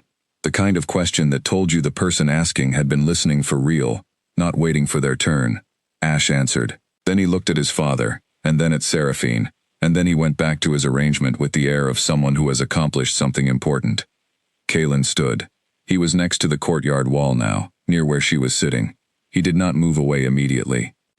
He's been building that for 3 days, she said, without looking up from the place where Ash was working. He has a system. What is it? Kaylin said. She thought about it. I think it's a map, she said, of the territory, or something like a territory. But I might be wrong. I've learned not to impose interpretations. A quiet that lasted long enough to feel like an actual pause in the day. You learn from him, Kaylin said. It was not quite a question. Every day, she said. He was quiet again. She felt him looking at her, and she let herself look back, not with anything she intended to say with her eyes, just a plain look, meeting his attention with the same steadiness she always brought to the things that mattered. Something happened in his face, something she could not fully name, because he was very good at not being named. But it happened. He said, "Thank you." Just that, 2 words, in the even voice that was usually reserved for directives and assessments, and the careful management of things. She looked at him. "You don't need to thank me," she said. "He's good company." Kaylin looked at his son for a long moment. She watched the man watch the boy, and she felt the thing between them, the distance, the reaching, the years of trying wrong approaches that had left a kind of scar tissue. And she thought, this is what it looks like when love does not know how to say itself. She did not say this. She looked back at Ash and his map. But in the quiet of the courtyard, with the tree moving its slow, windless movement above them, she held it. It was not her thing to hold, but she held it for the duration of the afternoon, because no one else was, and because some things need to be witnessed, even when they do not belong to you. The letter arrived on a Friday. Seraphine knew it had arrived before anyone told her. She knew because of the way Dorothy looked at her over breakfast. Not the usual brisk assessment of what needed doing, but something careful and measured. The look of a woman who has received information that she is deciding how and when to share. Seraphine noted it and kept eating. Dorothy found her an hour later in the East Wing linen room, folding the last of the morning's wash. "There is correspondence," Dorothy said. "For you." Seraphine set down the sheet she was holding. "From Graymore," Dorothy said. Seraphine took the letter. She did not open it in the linen room. She folded it and put it in the pocket of her uniform, and finished folding the sheets, and she carried them to the shelf, and she tidied the room. Then she went to her small room off the utility corridor, and sat on the edge of the bed, and opened the letter. It was written in formal language, the kind that legal documents use, structured and deliberate, each sentence carrying the specific weight of something that has been reviewed before being sent. She read it once. Then she read it again, more slowly. Darien Vale was invoking what the letter referred to as a secondary reclamation clause, an old provision in wolf law, old enough that she had studied it theoretically in her training, but had never known anyone to actually invoke it, that allowed a wolf who had performed a rejection to assert a secondary claim within a defined time window, if the rejected party had not been formally claimed by another. The window was closing. He was invoking it before it closed. The letter explained what this meant in practical terms. It meant she could be called back to Graymore. Not forced. The clause was more complicated than that. It required her consent, or a formal override by a superior authority. But the invocation created a legal circumstance that made her status at Ironvale undefined, not protected, outside the territory's formal provisions. She sat with the letter in her hands for a long time. She felt many things. She noted them each, named them in the clear-eyed way she had learned, and kept them from running together into the specific panic that was trying to form at the edge of her thinking. Fear. She felt fear. Not of Darien exactly. Fear of the legal machinery. Fear of the way these things could unfold once they were in motion. She had learned, in the year since Greymore, that institutions that were supposed to protect you often did not protect you with any urgency. They moved at their own speed, which was usually not the speed of the person who needed them. Anger. She felt anger. It arrived differently from the fear, quieter, more even, sitting under everything else like a low heat. She had built something here. She had come to this territory with nothing, and she had built, carefully and honestly, something real. She had helped a child sleep. She had helped him speak. She had folded 10,000 sheets of linen and scrubbed floors in the early mornings, and she had carried a drawing across a courtyard, and she had sat on cold stone and waited with her hands in her lap. She had not hurt anyone. She had not asked for anything she had not been given. And somewhere in Greymore, a man who had looked at her in front of hundreds of people and decided she was not worth choosing, had decided, now that she had found a place to be, now that she was no longer convenient to be rid of, that he would like the option of claiming her back. Not because he had reconsidered, she understood that clearly. Because of the window. Because of a provision. Because options retained had a different value than options exercised. She breathed in through her nose. She breathed out through her mouth. She put the letter on the bed, beside her, and looked at the wall. Then she picked up the letter, and went to find Dorothy. Dorothy read it. Her expression did not change while she read, which was not the expression of someone surprised by the content. Seraphine noticed this. "You knew," Seraphine said, not accusatory, just accurate. "I knew the delegation had not come simply for standard relations," Dorothy said carefully. "I did not know this specifically." Seraphine nodded. "What are my options?" she said. Dorothy set the letter on her desk. She looked at it rather than at Seraphine, which was the posture of someone who was about to say something they were not entirely comfortable saying. "The clause itself has little legal force against a formal override," she said. "If the Alpha King were to place you formally under Iron Veil's protections, a personal declaration, properly filed, the clause would be void. Greymore would have no mechanism to pursue it." "And if he doesn't?" Seraphine said. Dorothy looked at her then. "Then your status remains undefined, which is not illegal, precisely, but which creates a question that others may seek to answer in ways you would not choose." Seraphine understood. "Has he been informed?" she said. "He received a copy this morning," Dorothy said, "before you did." She left Dorothy's office and stood for a moment in the corridor. The morning light was coming through the window at the end of it, in the same angle it always did at this time of day. Everything about the corridor was exactly the same as it always was. She was aware of a slight absurdity in that the particular color of the light and the grain of the stone floor were unchanged, that the world had no adjustment for the letter in her pocket. She went to check on Ash. He was in his room with Clara, working on a construction project that had been occupying him for 2 days, and which involved the careful stacking of books in what she now understood was not random, but actually a very precise structural experiment. He looked up when she came in, assessed her face with the specific alertness he brought to changes in the people around him, and then came over and stood next to her. He did not ask what was wrong. He was 4 years old, and he did not have words for everything that was wrong. But he stood next to her, close enough that their arms were touching, and he looked at the book construction with her, and that was its own kind of thing. "Will it hold?" she asked him, meaning the books. He looked at it. "Yes," he said, with the certainty of someone who has done the math. "I checked." She stayed for an hour. She helped him test the structural limits of the book construction. She listened to him explain, in his careful assembled way, why the third tier needed to be the heaviest rather than the lightest. She was present in the way she was always present, fully, without part of her mind running off to manage the things she was not dealing with yet. She had learned that presence was a practice, not a state. When she left, she went to the Alpha King's study. She knocked. She was told to come in. Kalen was standing at the map table rather than sitting at the desk, which she noted. Standing at the map table was something he did when he was in an active thinking state, rather than an administrative one.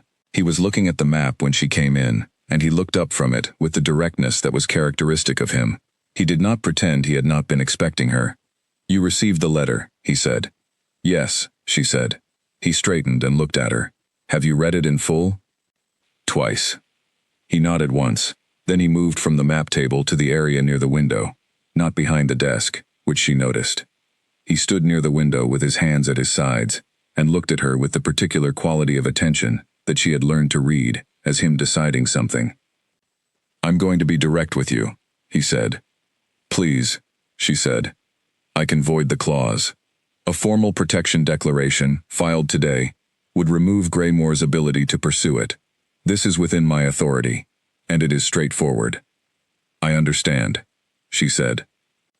"However," he said, and that one word carried a weight that made her hold still, "doing it formally and publicly changes your status here in ways that the declaration itself does not fully contain. People will understand what a personal protection declaration from the Alpha King means. It will create a perception. I cannot file it quietly." He paused. "I'm telling you this because the decision should be yours. You should know what you're agreeing to before it happens." She stood in the center of the room and looked at him and thought about this carefully. She was very good at thinking carefully. She had had a year of practice at exactly this, at taking complicated situations apart and looking at each piece without letting the emotional weight of any piece distort the others. What she saw when she laid it out plainly was this: he was offering to protect her. He was telling her the cost clearly rather than hiding it. He was giving her the choice rather than making it for her. These were not small things. These were, in fact, the exact opposite of the things that had been done to her at Greymore. She looked at him. "What do you want?" she said. He was very still. "I want to void the clause," he said. "I mean beyond that," she said quietly. "I understand the legal action. I'm asking what you want." The room was very still. The morning light was coming through the high windows in its flat, gray-gold way. She could hear, distantly, the sound of the training fields from somewhere beyond the east wall.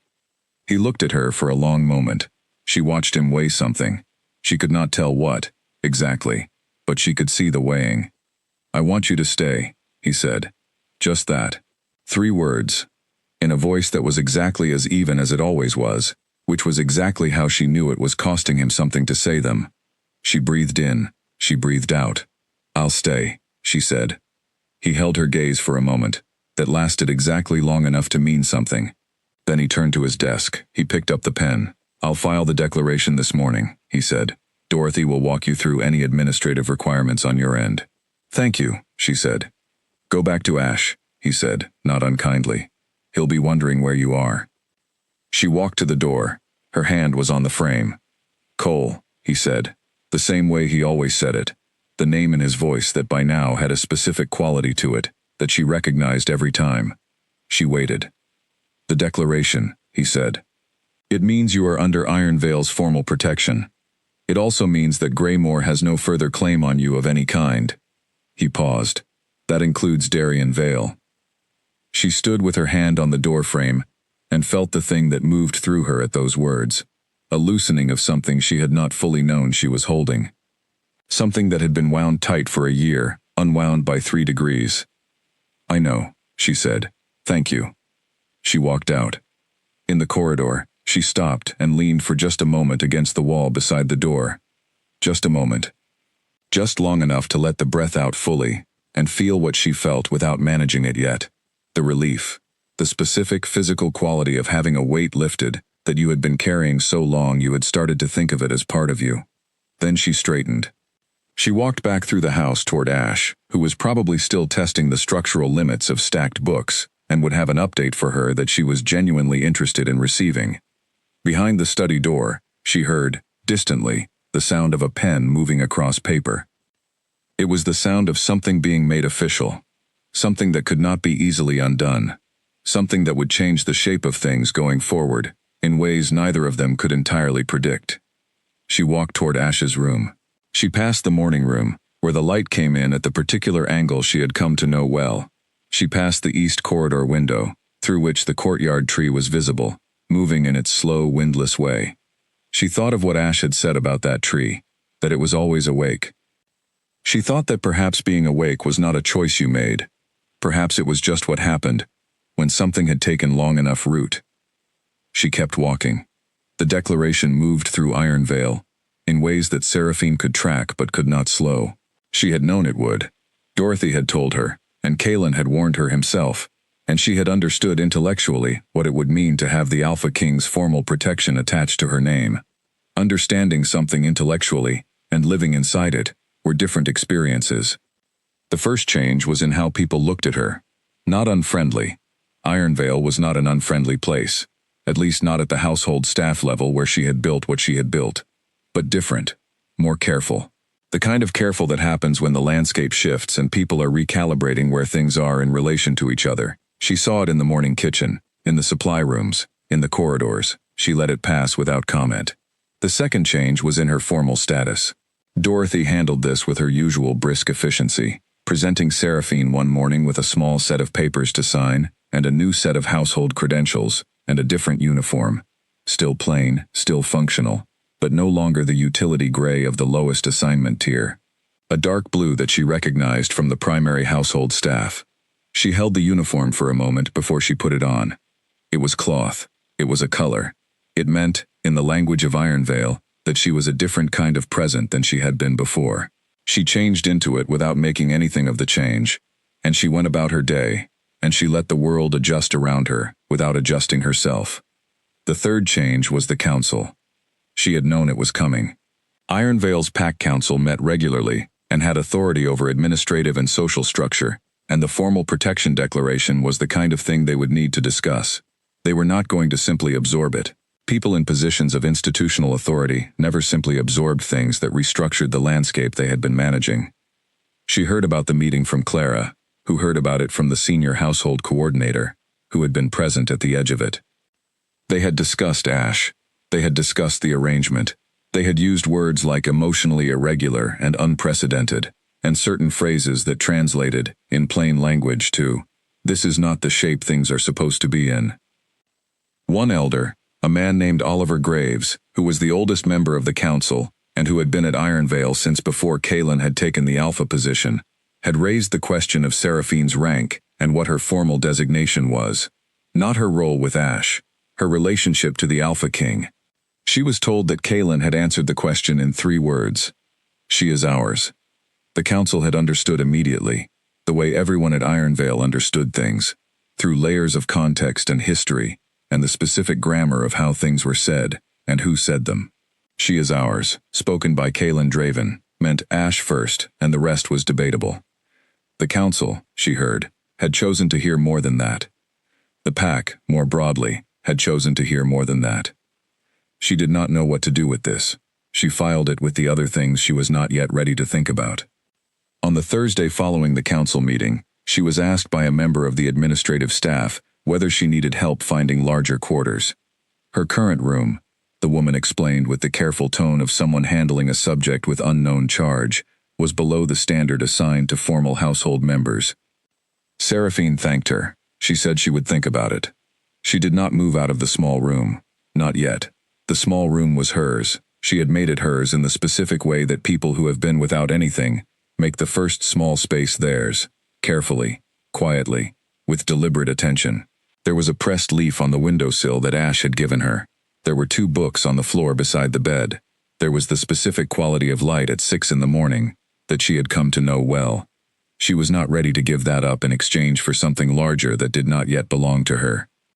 Ash took the whole situation in with the serene indifference of a child, for whom adult administrative structures were irrelevant, as long as breakfast arrived, and the moss was growing, and his book construction had not been disturbed. He was, she thought, the most grounded person in Ironvale about all of this. He had not changed toward her at all. She was exactly who she had always been to him. He saw no reason to adjust. She found this steadying in a way she could not entirely explain. What changed between her and Kaylin happened slowly, in small visible increments that she tracked the way she tracked everything, without rushing the understanding. He still came to the morning room. More often now. He did not always bring work. Sometimes he came with nothing. No file, no papers, no administrative purpose she could identify. And he sat in the chair near the window, and he was present in the room, in a way that was simply about being in the room. They talked, more than before. About things that were adjacent to but not directly about Ash, about the East Territory's winter preparation, about the specifics of Ash's alpha energy, and what the training resources available at Ironvale could realistically provide when the time came, about the territorial laws that would require updating as Ash grew. Practical things, adjacent things, Things that let them speak to each other across a distance they were both quietly closing, without naming the closing. She learned things about him in these conversations that she had not known. She learned that he had grown up in a smaller territory than Ironvale, that the size of what he now managed had come from a series of decisions made in his early years as Alpha that had expanded the territory beyond what he had initially planned. She learned that he was not, by temperament, someone who sought power for its own sake.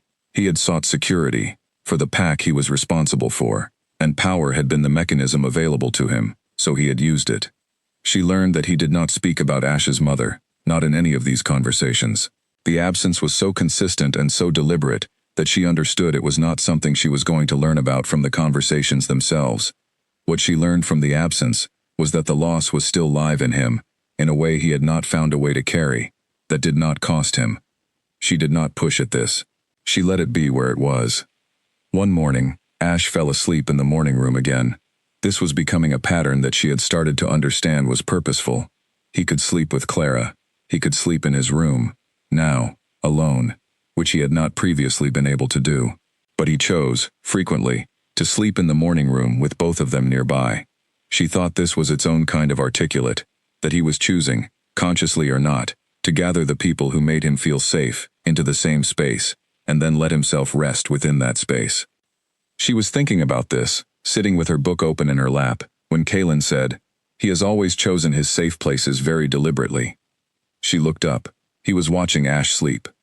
"Even before," he said. And there was something in those two words, before, meaning before the 14 months, before everything went difficult, that was different in quality from the even measured tone he usually carried. A rawness under it, that he probably had not intended to let through. She was quiet for a moment. Then she said, carefully, "What was he like before?" A pause that told her he was deciding how much to give. "Easier," he said. "Not easy. He was never easy, but more reachable." Another pause. "When Elena died, something in him." He stopped. The word was out now. The name. And she saw him register that he had said it. He looked at the window. She waited. She was very good at waiting. He knew something was wrong before anyone told him. Kaylin said. He felt it. And then we told him, and after that, he could not be reached for a long time. The energy got worse because the grief had nowhere to go, and it turned into something that looked like rage, but was not rage. She thought about this. "It's the same thing, isn't it?" she said slowly. "What you just described, and what you carry." He turned and looked at her. His expression was the most open she had ever seen it. Not dramatically, not transformed, but as if one layer of the careful management had been set down for a moment. She held his gaze. She did not look away from it, or soften it, or make it easier for him. She just let it be looked at. "Yes," he said, after a moment. One word, but the kind that cost something. She nodded once, very slightly.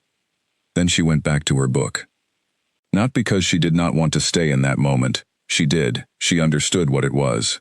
But because she understood that when people give you something real, the worst thing you can do is make too much of it. You take it gently, and you move forward, and you let the person know, without saying so, that giving you the real thing did not hurt them. The morning went on. Ash woke up. He was immediately, as always, fully present, from sleep to awareness, with no gradual transition, as if he had been watching behind his eyelids all along, and simply chose a moment to open them. He looked at his father, then at Seraphine. Then he announced that he was hungry, which was new. He had not previously been reliable about identifying hunger and naming it. She looked at Kaylin, and saw, in the small movement of his expression, that he caught the significance of this too. Progress. The quiet, unglamorous kind, but real. She stood to take Ash to the kitchen. Kaylin stood too, which was not what he usually did at the end of the morning. He fell in beside them, not with a word about it, not with any announcement, just walking. The three of them walked through the corridor, Ash between them talking about what he wanted to eat with the focused intensity he brought to all important decisions. She was aware of the picture they made. She was aware that people they passed in the corridor were aware of the picture too. She did not look at Kaylin. She listened to Ash debate the relative merits of eggs versus bread, and she offered the opinion that bread was more efficient, but eggs were more interesting. And Ash considered this with the gravity of a statesman weighing policy. Both, Ash said firmly, and she could hear in Kaylin's silence beside her something that was the close cousin of a laugh. Not released, held, but there. Both, she agreed. They got to the kitchen, and Ash was fed, and Kaylin stayed for the first few minutes, and then went, as he usually went, back to the things that required him. But he paused at the kitchen door. "Cole," he said. She looked up from the table, where she was helping Ash with the elaborate engineering challenge of an egg that was too hot. He did not say anything else for a moment. He just looked at her. The kind of look that had a full sentence behind it that had been decided against, not because the sentence was wrong, but because the timing was not yet right, or the courage was not yet sufficient, or because some things needed more time to become true enough to be said out loud. Then he said, "Good morning," which was not what he had been looking at her to say, but which was what he said. She looked at him. "Good morning," she said. He left. She looked at Ash, who was regarding his egg, with the measured patience of someone who had all the time in the world, and knew it. "It'll cool," she said.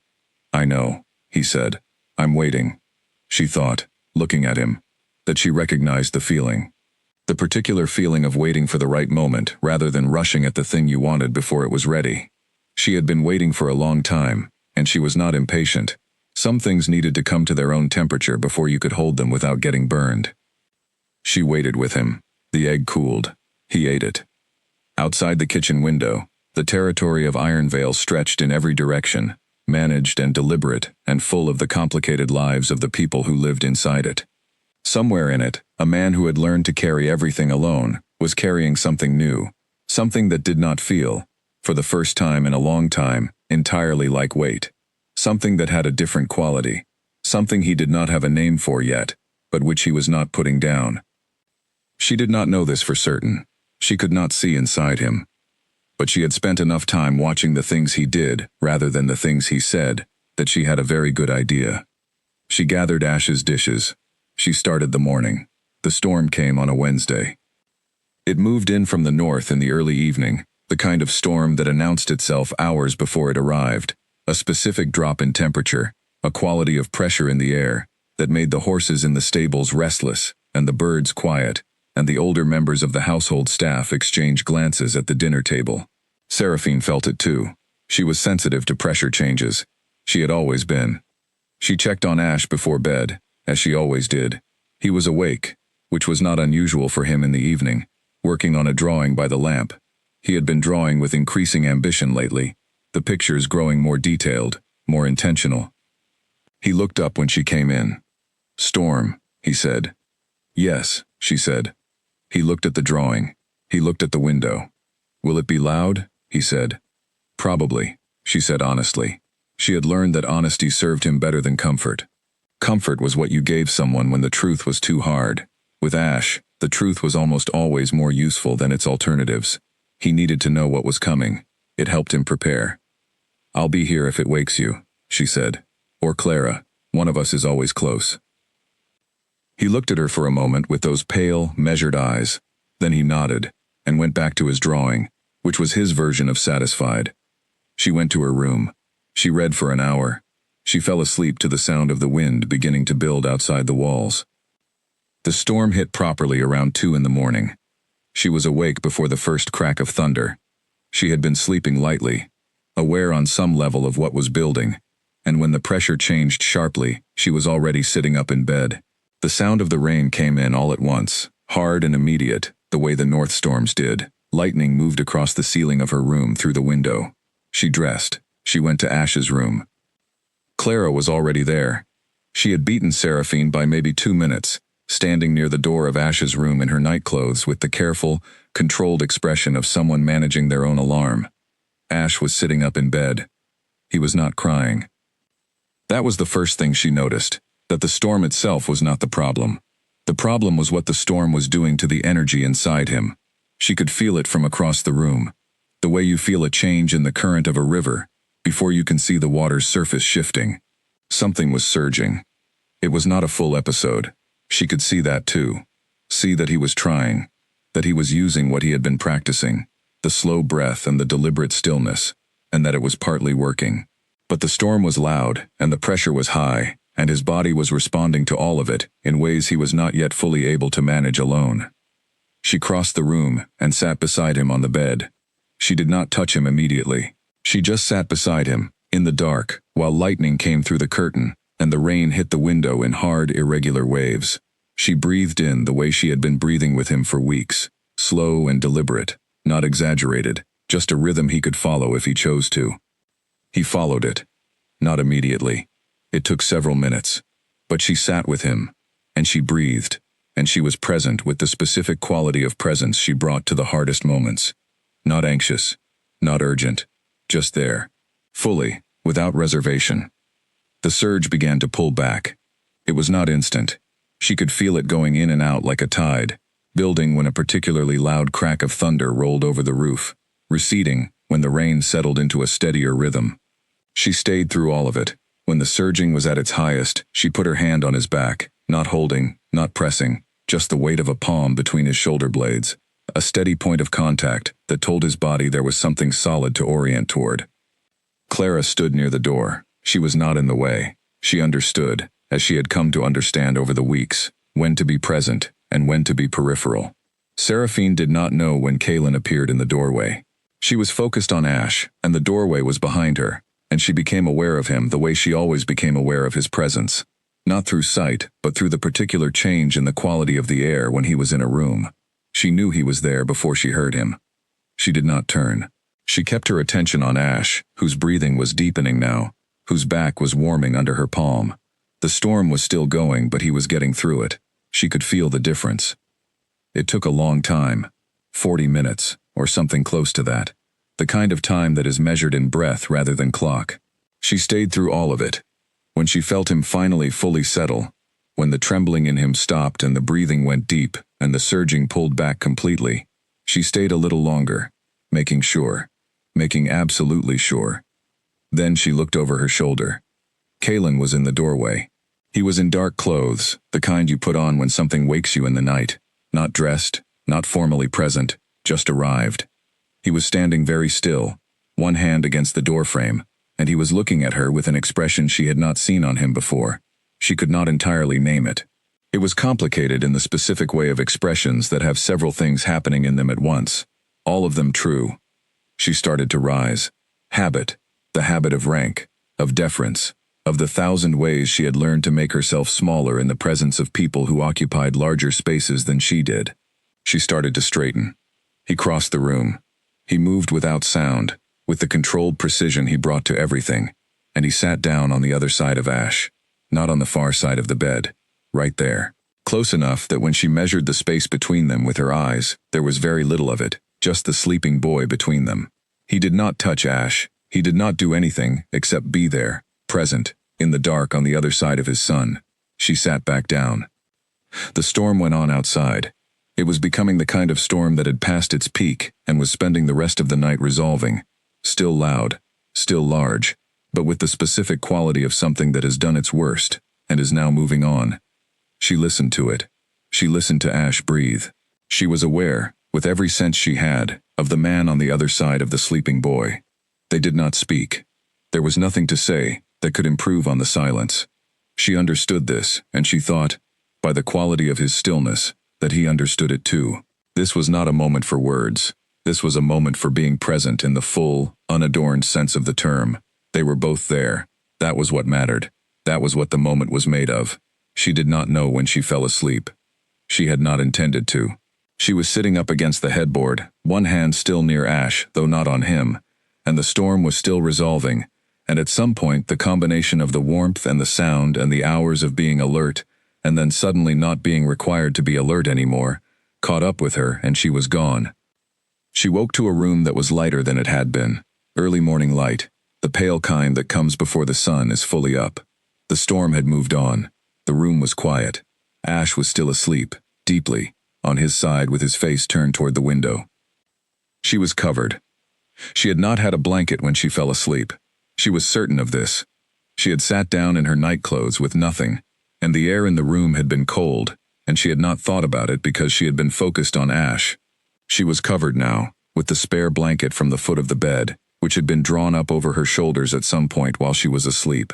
She sat up carefully, so as not to wake Ash, and looked at the doorway. Kaylin was gone. Clara was in the chair near the window, awake and reading, and she looked up when Seraphine moved.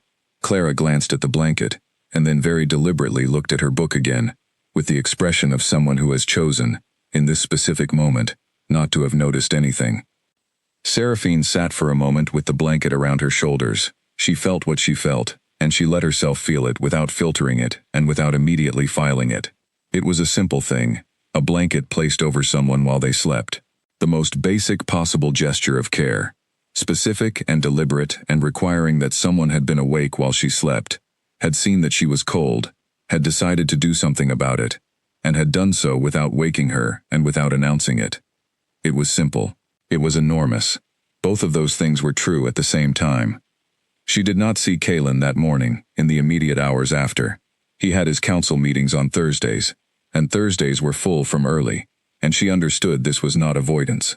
She had the morning with Ash, who woke from the longest and deepest sleep he had had in living recent memory, and who was so settled and so rested that she felt for the first time that they had crossed a line, not just managed an episode, but genuinely moved through it and come out the other side somewhere slightly different. She did not tell Ash about the blanket. It was not his thing to know. She carried it quietly, with the careful attention she gave to things that mattered but were not yet fully visible. She saw Kaylin in the afternoon, briefly, in the east corridor. They passed each other the way they often did in the corridors. No reason to stop, no appointment, just the movement of two people through the same spaces. He stopped. She stopped. He looked at her for a moment with that measured expression. She looked back. The corridor was empty. Clara was with Ash in his room. The afternoon was quiet. The storm-cleaned air was coming through the window at the end of the corridor, in a way that was genuinely, physically different from the way it had been before. "How is he?" Kaylin said. "Better than he's been," she said. "Much better. Last night was hard, but he got through it. And this morning," she considered how to say it, "he's on the other side of something. I can feel the difference." Kaylin nodded. He was still looking at her. She got the sense that he had stopped in this corridor not entirely because he needed to know about Ash, which he could have asked Clara, but for a reason he had not quite committed to yet. "Thank you," she said. It was the only way she could acknowledge the blanket without saying the word blanket. She trusted him to understand the reference. He held her gaze for a moment. Something in his expression shifted, that small shift she was beginning to know, the one that meant something was true, that he was not going to say out loud, but that he was letting her see was true. "Get some rest today," he said. "You were awake most of the night." "I'm fine," she said. "I know you're fine," he said. "Rest anyway." She looked at him. He looked at her. The afternoon light in the corridor was doing something particular. The storm had cleared the air in a way that made everything slightly more visible than usual, as if the light had a different clarity today. She was aware, more sharply than usual, of the specific quality of his face, when he was not performing authority, when he was just there. "All right," she said. He nodded. He stepped aside. She continued down the corridor.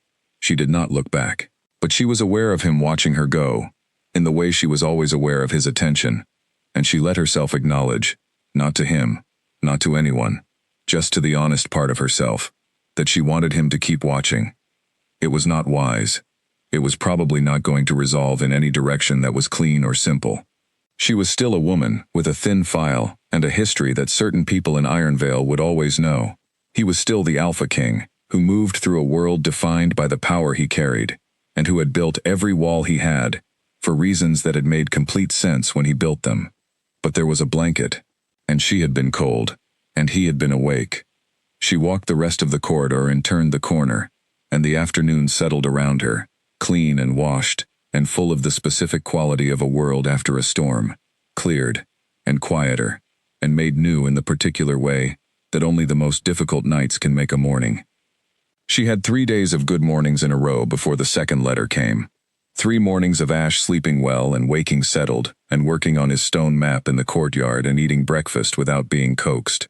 3 mornings of the morning room, and the particular easy silence she had come to depend on in a way she had not quite admitted to herself. 3 mornings in which everything felt like something that had crossed from difficult to possible, and she let herself believe, carefully, that this was real. Then the letter arrived. Dorothy did not bring this one to her quietly. It came through the formal administrative office and was placed on her desk, with the specific formality of something that had been filed rather than delivered, which meant it had already been logged, which meant Kaylin had already been informed, which meant something larger was in motion than a single piece of correspondence. She opened it. Darien Vale was invoking a secondary reclamation clause. She sat very still. She had thought this was done. She had thought the protection declaration had resolved it. She read the letter again, more carefully, and then a third time, and then she understood. The declaration had complicated the original clause, but there was a secondary provision, older than the one she had known about, that applied in cases where the subject of the clause was under a protection declaration that had not yet been formally ratified by a council vote. The declaration Kaylin had filed was legitimate, but had not been put to the council. In Iron Vale's internal law, certain declarations required council ratification to become binding against external claims. Graymore had found this provision. Darien had found this provision, or someone advising him had. He was using it. She set the letter down. She breathed in. She breathed out. She counted the sounds she could hear. The distant training fields, a door closing somewhere in the east wing, the particular creak of the house settling around her in the way old stone houses settled. Then she went to find Dorothy. Dorothy was already moving when Seraphine appeared. She had the expression of someone who has been managing a developing situation for the last hour and is 2 steps ahead of it. "You've read it," Dorothy said. "Yes," Seraphine said. "Walk me through what it means." Dorothy told her. She told her in the plain, efficient way she told everything: the provision, the council, the timeline. The secondary clause gave a 14-day window, during which, if no council ratification occurred, the declaration would be considered provisional rather than binding, and within that window, an external secondary claim had legal standing. 14 days. Today was day 1. "What does a council vote require?" Seraphine asked. Dorothy paused, very slightly. "A council vote on a protection declaration of this nature," she said carefully, "requires the Alpha King's formal statement of the basis for the declaration. In cases involving personal protection as opposed to territorial protection, the basis must meet a specific threshold." Seraphine looked at her. "What threshold?" Dorothy looked at her desk. "The declaration must be on the basis of a formal recognized bond," Dorothy said, "or a standing intention to establish one. Without that basis, the council can decline to ratify." A silence. Seraphine understood what she was being told. She understood it with a clarity that was both simple and very large. She thanked Dorothy. She left the office. She walked to the east garden. Ash was not there. He was with Clara for the morning, because Seraphine had a later start. She sat on the low wall near the courtyard tree and looked at the stone map arrangement he had been building, which was still in place from yesterday, the stones exactly as he had left them. She looked at the stones. She thought. The thing she was being asked to understand was this. Kaylin had filed a declaration for her. He had done it when Darien's first letter arrived, and he had done it without being asked, and he had warned her what it would mean for how people understood her position in Iron Vale. She had agreed, she had stayed. But the declaration, which she had thought was finished, was not finished. It required the council to ratify it, and the council would ratify it only if Kaylin gave them a basis that met the formal threshold. The formal threshold required him to say, officially, to a group of people, something about what she was to him, something specific, something that went beyond companion or household member or person under territorial protection. She thought about this carefully. She thought about what he would have known when he filed the declaration, whether he had known about this provision or whether he had not. She thought about a man who managed his territory with precise thoroughness, who read the fine print of everything, who would not have signed a legal document without understanding what it contained. She thought, he knew. She thought, he filed it anyway.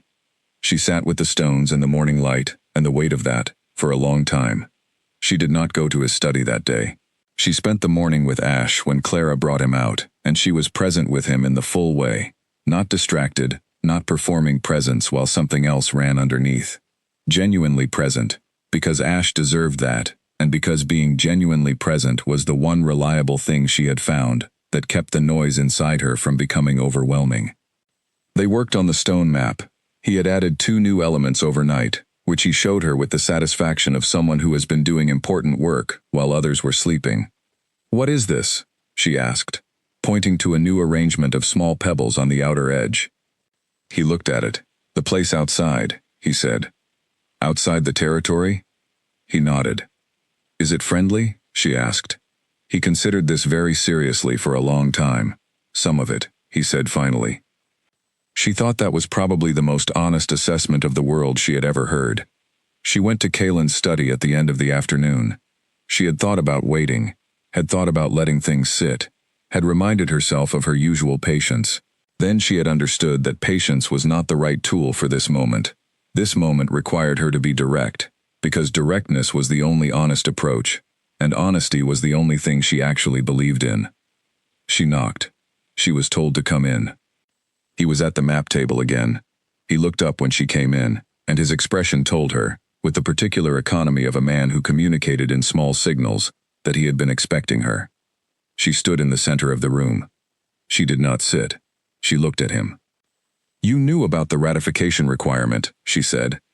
He was quiet for a moment. Then, "Yes." "When you filed the declaration?" "Yes." She held that. "Why didn't you tell me?" He set down the map tool he had been holding. He came away from the table, not to the desk, away from it, into the middle of the room, the way he sometimes moved when he was engaging with something as himself, rather than as the person behind the desk. He stood close enough that she had to adjust the angle of her attention. "Because when I filed it," he said, "I understood what the full resolution would require, and I was not certain, at that point, that you would agree to it." "And now?" she said. He looked at her. "Now I have to ask," he said. "Because the 14 days have started."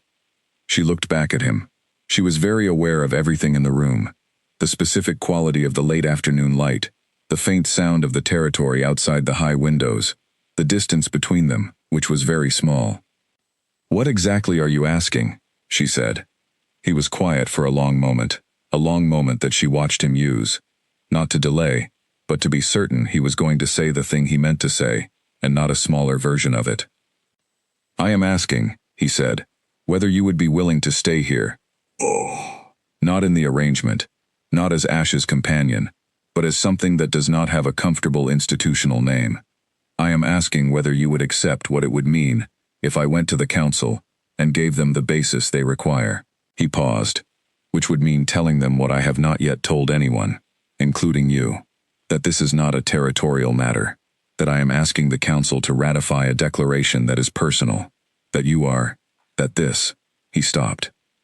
She had never, in the months she had known him, seen him fail to find a word. He found every word, chose every word, managed every sentence with the precision he brought to everything. She watched him stand in the middle of his study, with the failing word in his mouth, and she thought that this was the most honest thing she had ever seen him do. "Tell me," she said quietly. "Whatever it is, just say it." He looked at her. The careful management was down, in a way it had never been before, and what was behind it was not what she might have expected from a man of his particular kind of power and control. What was behind it was simpler than that, and very human. "I want to tell them that you matter to me," he said, "not as an arrangement, not as a function, that you matter in the way that changes things, and I want to know if I, am something you can choose." The room was very still. She felt the thing she had been carrying for months, the careful thing, the filed thing, the thing she had named to herself in the dark and then put away and retrieved and put away again, settle into a specific shape. The kind of shape you only know when you are standing inside it, when all the things you have been cautious about and careful around are gathered in one room looking at you with quiet, human eyes. She thought about Graymore. Not with the grief it usually carried, with the clarity it sometimes offered, on good days. She had learned from Graymore what it cost to want things from people who had decided against you, before you had a chance to be known. She had learned the specific weight of that. What she knew about this man, learned in months of real watching and real conversation, and the 100 small moments of coffee cups and courtyard stones, and a blanket left over her shoulders in the dark. What she knew was that he had not decided anything without weight. He did not move without meaning to. He was not asking because it was convenient. He was asking because it was true. "Yes," she said. He was still. "I'm choosing you," she said, because that was what he had asked, and because saying it plainly was the most honest way to answer an honest question. Something moved through his expression, the full feeling of it, whatever it was, passing across his face in the way of things that have been held very tightly for very long. She watched it happen. She did not look away. Then he did something she did not expect. He did not speak. He reached out and took her hand. A simple thing. A hand covering a hand. Warm and specific and deliberate. And held it for a moment. Just held it. She looked at their hands. She looked at him. She felt the specific quality of being chosen. Not arranged, not placed, not processed through an institutional framework. Chosen. By a person who knew what choosing cost and had decided to do it anyway. "I'll go to the council in the morning," he said. "I know," she said. He held her hand for another moment. Then he released it, and she let it go, and they stood in the room that was full of the quiet weight of what had just been said. "Ash will be insufferable about this," she said. He looked at her. Something that was, undeniably, a laugh almost made it out. "He has no idea what's happening," he said. "He knows exactly what's happening," she said. "He drew a picture of it 3 months ago. He has been waiting for the rest of us to catch up." And there it was, the laugh. Actual, brief, entirely real. The sound of something that had been kept in a very long time, finally finding its way out. It lasted only a moment, but it was there. She smiled. Not at the laugh. At the person. At the specific, real, complicated, carefully built person who was standing in the afternoon light of his study, with a laugh that had just escaped him, and an expression that was the closest to undefended she had ever seen on him. "Good night, sir," she said. "Good night, Cole," he said. She walked to the door. She opened it. She walked through it. She walked the long corridor back toward the east wing, with the evening light moving through the windows, and she felt something she had not felt in a very long time. Not happiness exactly, though it was in that family. Something more specific. The feeling of having bet on something real, and had the bet confirmed. The feeling of a gamble, not on luck, but on judgment, and the judgment turning out to be right. She turned the corner toward Ash's wing. He was in the corridor, coming toward her, trailing Clara by about 3 steps, and carrying a piece of paper that he was clearly bringing somewhere, with great purpose. He saw her. He stopped. He held up the paper. It was another drawing. 3 figures, larger than the first one. He had been working on the drawing, she could tell, for longer than the others. More detail, more color. The large figure on the left was darker this time, and more clearly shaped. The middle figure had hair that was, recognizably, the color she wore hers. The small figure on the right had a very firm expression that was, she thought, a self-portrait. But there was something new in this drawing. The 3 figures were not standing separately. Their hands were connected. She looked at the drawing for a long moment. She looked at Ash. He met her eyes with the steady, knowing patience of a child who has been waiting for the adults to figure something out, and is deeply unsurprised that they have finally managed it. "I know," she said. He nodded. He handed her the drawing. He walked past her toward his room, trailing Clara. She held the drawing. She stood in the corridor with it in her hands, and she let herself have the fullness of the moment. Not filed, not managed, not put away for later. Just held. Just real. The evening sounds of Ironvale moved around her. Somewhere below, the kitchen was starting the evening meal. Somewhere across the territory, the training fields were going quiet as the last drills finished. The house settled around her in its old, familiar way. She walked to her room. She sat on the edge of her narrow bed.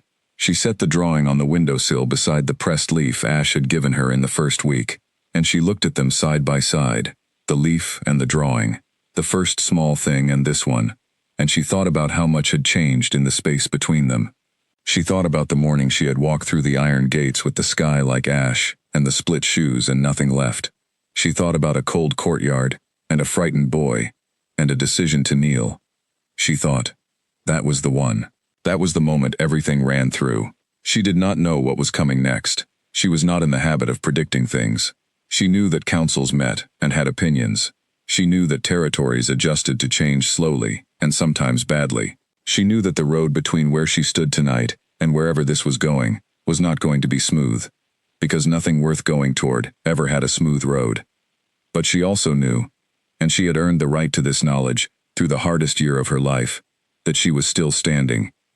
She had carried every hard thing, and she was still here, and she had found, in the last place she had expected to find it, something she had not been looking for because she had stopped believing it was findable. She was still here. The territory outside her window had gone to its evening colors, the gray gold that Ironvale wore at dusk, the particular light that landed on old stone and made it look as if the walls remembered all the days they had held. She looked at the drawing one more time. Then she lay down, and she breathed slowly, and she let the day end. The council met on a Monday morning. Seraphine did not attend. That was not how it worked. The declaration and its ratification were Kaylin's matter to present, and she was not a council member, and her presence would have complicated the room in ways that would not have helped the outcome. She stayed with Ash. They went to the morning room as they always did, and she read, and he drew, and the morning went on, in its ordinary way, while somewhere in the formal council chambers of Ironvale, something was being decided. She was not afraid of the outcome. She examined herself carefully on this point, looking for the fear she expected to find, and found instead something steadier. Whatever the council decided, she knew what had been said in the study. She knew what she had chosen, and what had been offered. Institutions could complicate things, could slow things, could require revision and additional process, but they could not reach inside what had happened in that room and take it back. She read about a river delta system in her book. She noted that river deltas were formed not by the river forcing its way, but by the accumulated work of deposits over time, each small amount of sediment finding its place, building on what was already there, until something permanent formed that had not existed before. Ash, across from her on the floor, looked up at some point and said, "You're thinking about something." "Yes," she said. "Is it a problem?" "No," she said. She thought about it. "It's a solution. I'm thinking about what comes after a problem." He considered this. "Is it good?" he said. She looked at him, at the pale eyes and the drawing in his lap and the particular quality of attention he brought to every real question. The full, unfiltered attention of someone who had not yet learned to ask things without meaning them. "Yes," she said. "I think it is." He nodded, satisfied, and went back to his drawing. The council ratified the declaration at 11 o'clock. She did not know this in the moment it happened.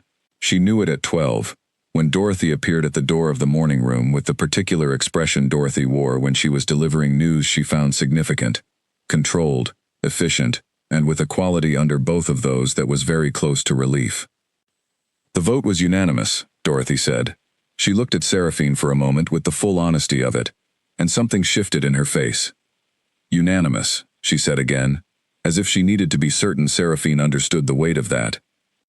"All of them, every member of the council, including," Seraphine understood, Oliver Graves, the eldest, who had raised the original concern about the arrangement being emotionally irregular. She did not know what Kaylin had said in that room. She had not asked him to tell her what he planned to say, and she was not going to ask after what he had said. That was his to keep. What he had told them was between him and the council, and the particular truth of the thing he had decided to put into official words, and she was going to let that be where it was. "Thank you, Dorothy," she said. Dorothy nodded. She left. Seraphine sat for a moment. Then she looked at Ash, who had been watching Dorothy's entrance and exit with the focused attention of a child tracking important information. "What did she say?" he asked. "She said something good happened," Seraphine told him. He looked at his drawing. Then he looked at her. "I know," he said. She thought, "You always knew. You told us months ago, and we were too slow to catch up." She went to find Kaylin in the afternoon. He was not in his study. She found him in the east courtyard. Not commonly, but on occasion, she had noticed he used the courtyard in the afternoons, when the weather was clear, and the territory was manageable without him indoors. He was standing near the courtyard tree, not doing anything in particular, hands in his coat pockets, looking at the eastern wall with the expression of a man who is not thinking about what he appears to be looking at. She came out into the courtyard. He heard her before she spoke. She knew this from the slight shift in his posture when she crossed through the archway. He did not turn immediately.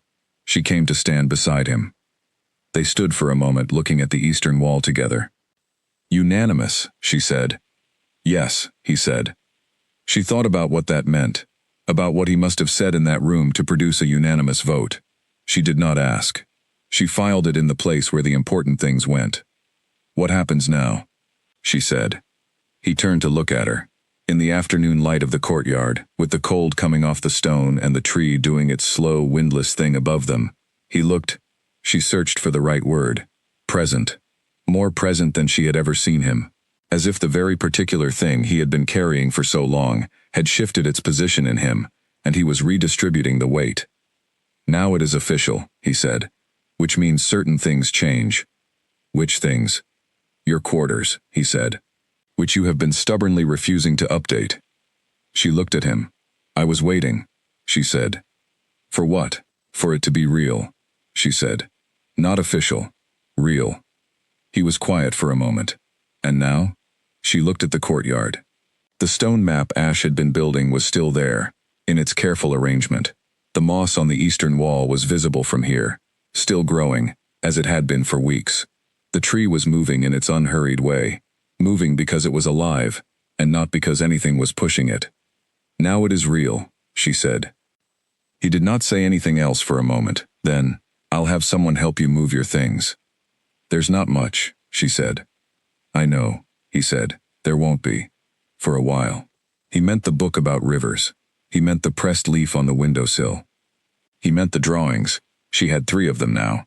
The original crayon map of 3 figures, and the second one, and a third that Ash had made 2 weeks ago, in which he had added a sun in the corner, with what appeared to be a very confident expression, as if the sun too had been waiting for this resolution, and was pleased it had arrived.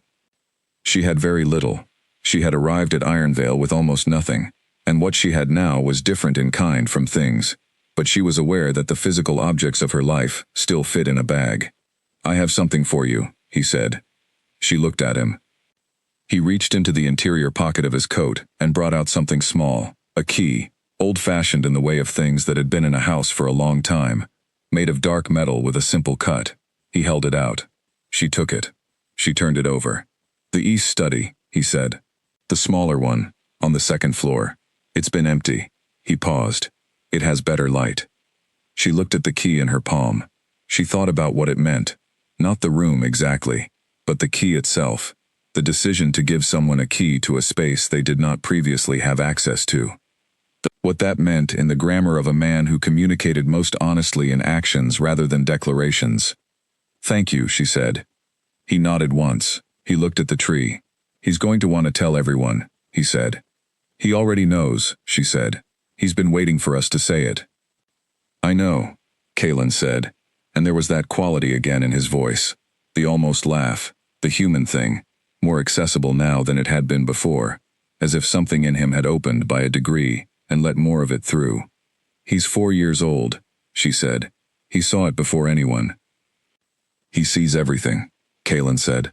She thought, yes, and she thought about what it would mean, growing up, for a child who saw everything, to grow up with people who saw him back, who did not try to manage or redirect or shape his seeing into something more convenient, who let him be exactly what he was and met it with equal attention. She thought about what kind of man that child would become. The weight of it was not frightening. It was large and real and full of the specific complexity of anything that mattered, but it was not frightening. She was not afraid of large and real. She had been surviving large and real for a year, she knew, better than she had known anything in the comfortable period of her life before Greymore, that she was capable of it. She closed her hand around the key. The afternoon moved around them. The territory of Ironvale went on in its organized, deliberate way. The training fields, the residential wings, the kitchen sending early dinner smells out through the east side of the house. All the same things that had been happening since the morning she walked through the iron gates. She had walked through those gates with split shoes and a thin file and the specific emptiness of someone who had had everything taken and had not yet found out what was left. She had knelt on cold stone in a courtyard because a frightened boy needed someone to stop moving first. She had folded 10,000 sheets of linen and learned a river system and taught a child to breathe and sat up through a storm, and she had, slowly, without planning it and without quite realizing when it happened, built something real in a place that had been, when she arrived, entirely unknown to her. She looked at the courtyard tree, moving in its slow, persistent way. Ash had been right about that tree. It was always awake. She thought she might be too. That the year of surviving, which had felt like the end of something, like being moved to a smaller and smaller space until there was almost nothing left, had actually been the year she found out what she was made of. What stayed when everything comfortable was removed, and what stayed, it turned out, was more than she had known she had. She put the key in her pocket. That evening, she went to tell Ash that she would be moving to the second floor. She found him already in his room with Clara, drawing at the small table by the window, and she sat down across from him and told him simply and directly, the way she told him everything. He listened. He looked at his drawing. Then he looked at her, with those pale, steady eyes. "Will you still come in the mornings?" he said. "Every morning," she said. He considered this. He looked at his drawing again, then pushed it across the table toward her. It was a new one. 4 figures this time. 3 the same as before, and a 4th one she did not immediately recognize, smaller than the first small figure, abstract in the way of something Ash was still working out in his mind. "What is this one?" she asked. He thought about it. "Not yet," he said, "but later." She looked at him, at the drawing, at the territory outside the window behind him, doing its evening things in the particular light that turned stone to gold before dark came. She thought, "You are 4 years old, and you have already understood something most people spend their whole lives learning." "You might be right," she said. He nodded, with the patient certainty of someone who already knows they are right and is simply waiting for time to confirm it. She folded the drawing carefully and put it with the others. She moved her things the following morning. There was not much. The books, the drawings, the pressed leaf from the window, the 2 changes of clothes she had beyond her uniforms. She carried them up the back stair to the east study on the second floor, which was smaller than she had expected, and larger than her old room, and full, as promised, of better light. The window faced east, and caught the morning sun in a way that made the whole room warm by 7 o'clock. She stood in the middle of it for a moment. She thought about the utility room off the main corridor, where she had spent her first months. The narrow bed and the plain walls and the quiet that had been, not emptiness, but the specific quiet of a person who had nothing to lose, and was learning how to live with that. She was not that person anymore. She was still the same. She did not think surviving changed what you were at the center. She thought it clarified it. But she was not the same. She had been seen. She had been chosen. She had grown, in a small room off a utility corridor, into the knowledge that she was capable of more than she had been asked to carry before. And she had found that knowledge not by being given easy things, but by being given hard ones, and finding out she was equal to them. She set the drawings on the desk by the window. The pressed leaf she put on the windowsill. The key she placed in the drawer of the desk. She did not need to look at it to know it was there. She went to Ash's room. He was awake. He was drawing. He had been awake, she suspected, for some time, waiting for her. She sat down. She opened her book. The morning room gathered around them in the way it always did. The light, the quiet, the particular warmth of a space that had been used for the same good purpose, enough times that the purpose had become part of the space itself. Kalen came in at 8:30. He brought no papers. He set nothing on the desk. He simply came in and sat in the chair near the window, and the 3 of them were in the same room in the same morning light, doing the same separate and connected things they had been doing for months. Ash looked up at his father. He looked at Seraphine. He looked at his drawing. He looked back at the drawing with the expression of someone returning to an important project. She looked at Kalen. He was looking at his son with the expression she had first identified as the one that wanted to reach and did not know how. And she watched his hand, resting on the arm of the chair, and she watched it move. Not dramatically, not with the announcement that most things that cost something carry. Just a movement. His hand moved to the arm of the chair that was between his chair and where Ash was sitting on the floor, and he let it rest there, open. Ash, without looking up, shifted on the floor, so that he was leaning against his father's leg. The room was quiet. The morning light moved across the floor at its slow pace. The window showed the courtyard outside, and the courtyard tree, which was doing what it always did. Seraphine looked at the page of her book. She did not read the words on it for a while. She sat in the light, and she let the morning be what it was, full and ordinary, and full of the specific beauty of things that have been hard won, things that are real, because they were not given but found. She thought about the gates she had walked through with ash-colored skies, and nothing left. She thought about cold stone under her knee, and a frightened boy taking one step toward her. She thought about a year of showing up, when showing up was the only thing left to do, and about what showing up had turned out to build, and about the way the most important things in a life rarely arrive with any announcement. She thought that a story which begins in the lowest possible place does not have to end there, that the thing that looks like an ending is very often just a place where the path changes direction, that sometimes the only move available to you is the smallest possible one, a single step, a single choice, a single moment of deciding to be still when everything around you is telling you to run, and that this smallest possible move, made honestly, in the direction of what is true, can be the thing that opens the next door. She thought of Ash's step, that first step across the courtyard, so small, carrying everything.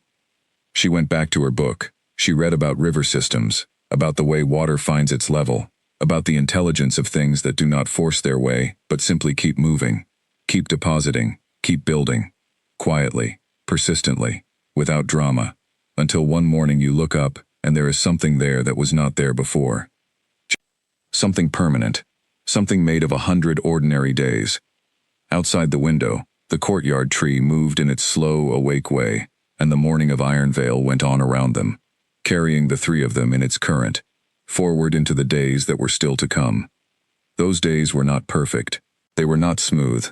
They were full of the normal difficulty of real things, of a child still learning himself, of a man still learning to put down what he had carried alone for too long, of a woman still learning that safety was not something you found and then kept without effort, but something you built again, every morning, with the choices you made.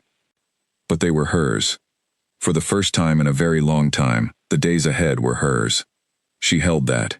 She let it be as large as it was. And she read about rivers until Ash put down his drawing and asked if it was time for breakfast, and she said yes, and they went, and the morning moved forward, and outside the window, the world went on, in the beautiful, indifferent, ongoing way of worlds that do not wait for you to be ready, but that carry you forward regardless, toward whatever you are brave enough to become.